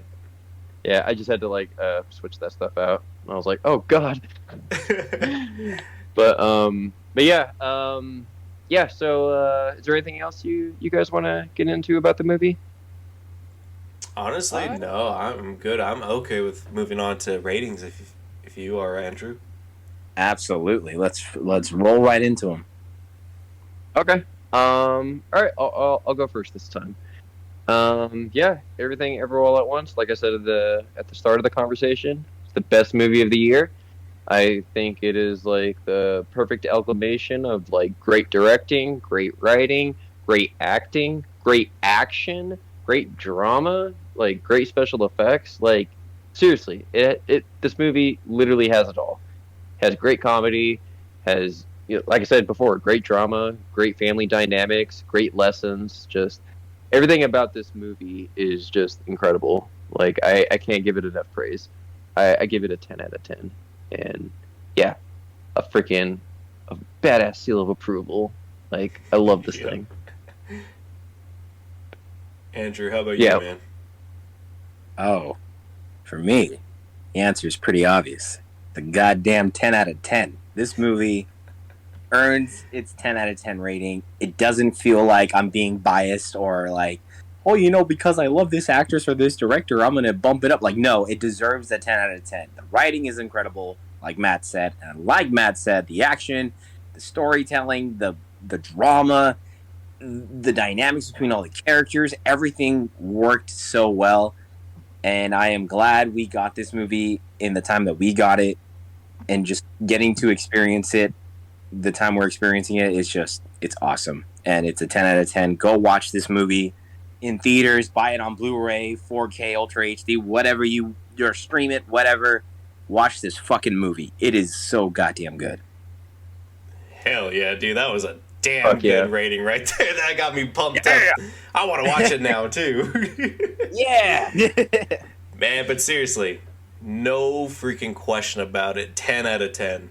This is a damn good movie. Like, and exactly what you said, dude. No biases. It's not even because I didn't know most of the actors, like their history or any other movies. Like every single person, even the like fodder people that they had for some certain fight scenes, like the people that were just so willing to plug their poopers and everything, like they are so memorable. The person that uses a dog as a nunchuck. The just girl Jenny Slate. Yeah, dude, just every single thing about this movie I just dug the hell out of, dude. Like this was so damn good. Like I feel like I could watch this movie on repeat, dude. Like this is gonna be the one, man, that I'm gonna show other people and be like, hey, you gotta watch it, dude. You gotta see it. And honestly, I'm so damn glad I live to see a movie like this come out, because I hope that this is gonna be the one that other people try to, like, I don't want to say mimic, but draw inspiration from, and just see that in the span of the time that they had for this movie, they can introduce a concept, an entire universe, all the rules and all the different, like, wackiness, the emotion, the drama, and they could just make it work. And dude, I'm excited to see the trickling down effect that this movie is going to cause. 10 out of freaking 10. Oh my god. Wow. Boom. AM podcast first. 10 out of 10s all around. Yeah. Could it be more deserved? Damn right. Yeah, hell yeah. Yeah, this was definitely a complex episode. Yeah. I think it's actually our longest one too. I was just about to say that. Yeah, I'm pretty sure this is our longest one. Yeah, fuck. Yeah, Cloud Atlas fucking really took a chunk out of us. Technically, that was like 6 movies. That 3-hour runtime wasn't enough. Yeah. This episode is about 3 hours long too. No, exactly. Jesus. But yeah, fuck yeah. Great episode. Freaking, I don't know. It's gotten me excited and curious what the next 10 out of 10s will be. Dude, I'm honestly a little worried that we might not get a all around the board 10 out of 10 movie again. Yeah, maybe. We'll see. In another universe, guys, every episode we had got 10 out of 10. But let's appreciate the 10 out of 10 we have right now. I like that a lot. Yeah, because I just watched Everything Everywhere All at Once. It taught me to appreciate what I have. Go watch this movie, people. You'll be a better person afterwards. Damn right. No, that is true. It is true. Like, yeah, I can't say that about a lot of films. Like, hell no, I can't say that about like Texas Chainsaw Massacre or some bullshit like that. Oh yeah. Oof. Yeah. Morbius. Like Morbius. Yeah. Jesus fuck. Exactly. Yeah. Trust me, we can go on. There's plenty of shitty movies that we've seen. We haven't talked about them all on here, but we've experienced some shit. I've seen some things. But yeah, so that'll conclude it for this episode of AM Podcast. Next week is going to be Andrew's recommendation. So yeah, what are you gonna be recommending, my dude? All right, guys. This is a director we've talked about many times on the show. The man, the myth, the legend himself, Robert Eggers. I'm going to be doing a double feature for my recommendations. 2 of his films. One has been out for a while. One was just recently released that we talked about on today's episode. I'm going to be recommending The Lighthouse and The Northman, both directed by Robert Eggers. And I'm very excited to see us talk about these movies because The Lighthouse is a personal favorite of mine and The Northman is now as well. So I can't wait to see how the discussion goes. Oh, We're gonna Oh, see yeah. I'm Robert excited. Pattinson's second appearance on the AM podcast. Aw, yeah. And this time we get a little more skin, and I can't wait. Oh yeah, yeah. erotica. Nautical erotica. Let's go. Robert Erotica. Yeah. Oh, damn it. Damn it, guys. I have to go to bed soon. All right. Good night. Alright, yeah. Is there anything Oh, you guys one want to last plug in? Yeah, Oh. follow us on Facebook. AM Podcast, all in caps. And then our Instagram is all lowercase. AM Podcast 01. Give us a follow, give us a like, and give us a watch. And Yeah. also have a great afternoon. Exactly. Also, if you want to go check out Practically Done, Matt and I have almost finished our first episode. We're still in the editing, the post-production process of it. That's going to be uploaded probably in 1 week's time. And then we're going to have a little bit of a layout for what's going to happen after that with an introduction video to soon follow. So go ahead and follow that. It's called Practically Done on YouTube. And please subscribe to that. That'd be awesome. That's a passion project from all of us. Yes. Subscribe to both podcast and our other channel. Can't wait for you guys to see what we do next. Bomb diggity, we did it. Hell yeah! Fun diggity. We can conclude this episode. All right, my friend. All right, my friends. Really quick. After we conclude this up, can I talk to you guys real quick? Absolutely. Quick after this? Okay, Great cool. segment. All right. All right, everybody. Well, that concludes it. Have a good one, everybody. Bye. Later. Buenas noches, mi amigos.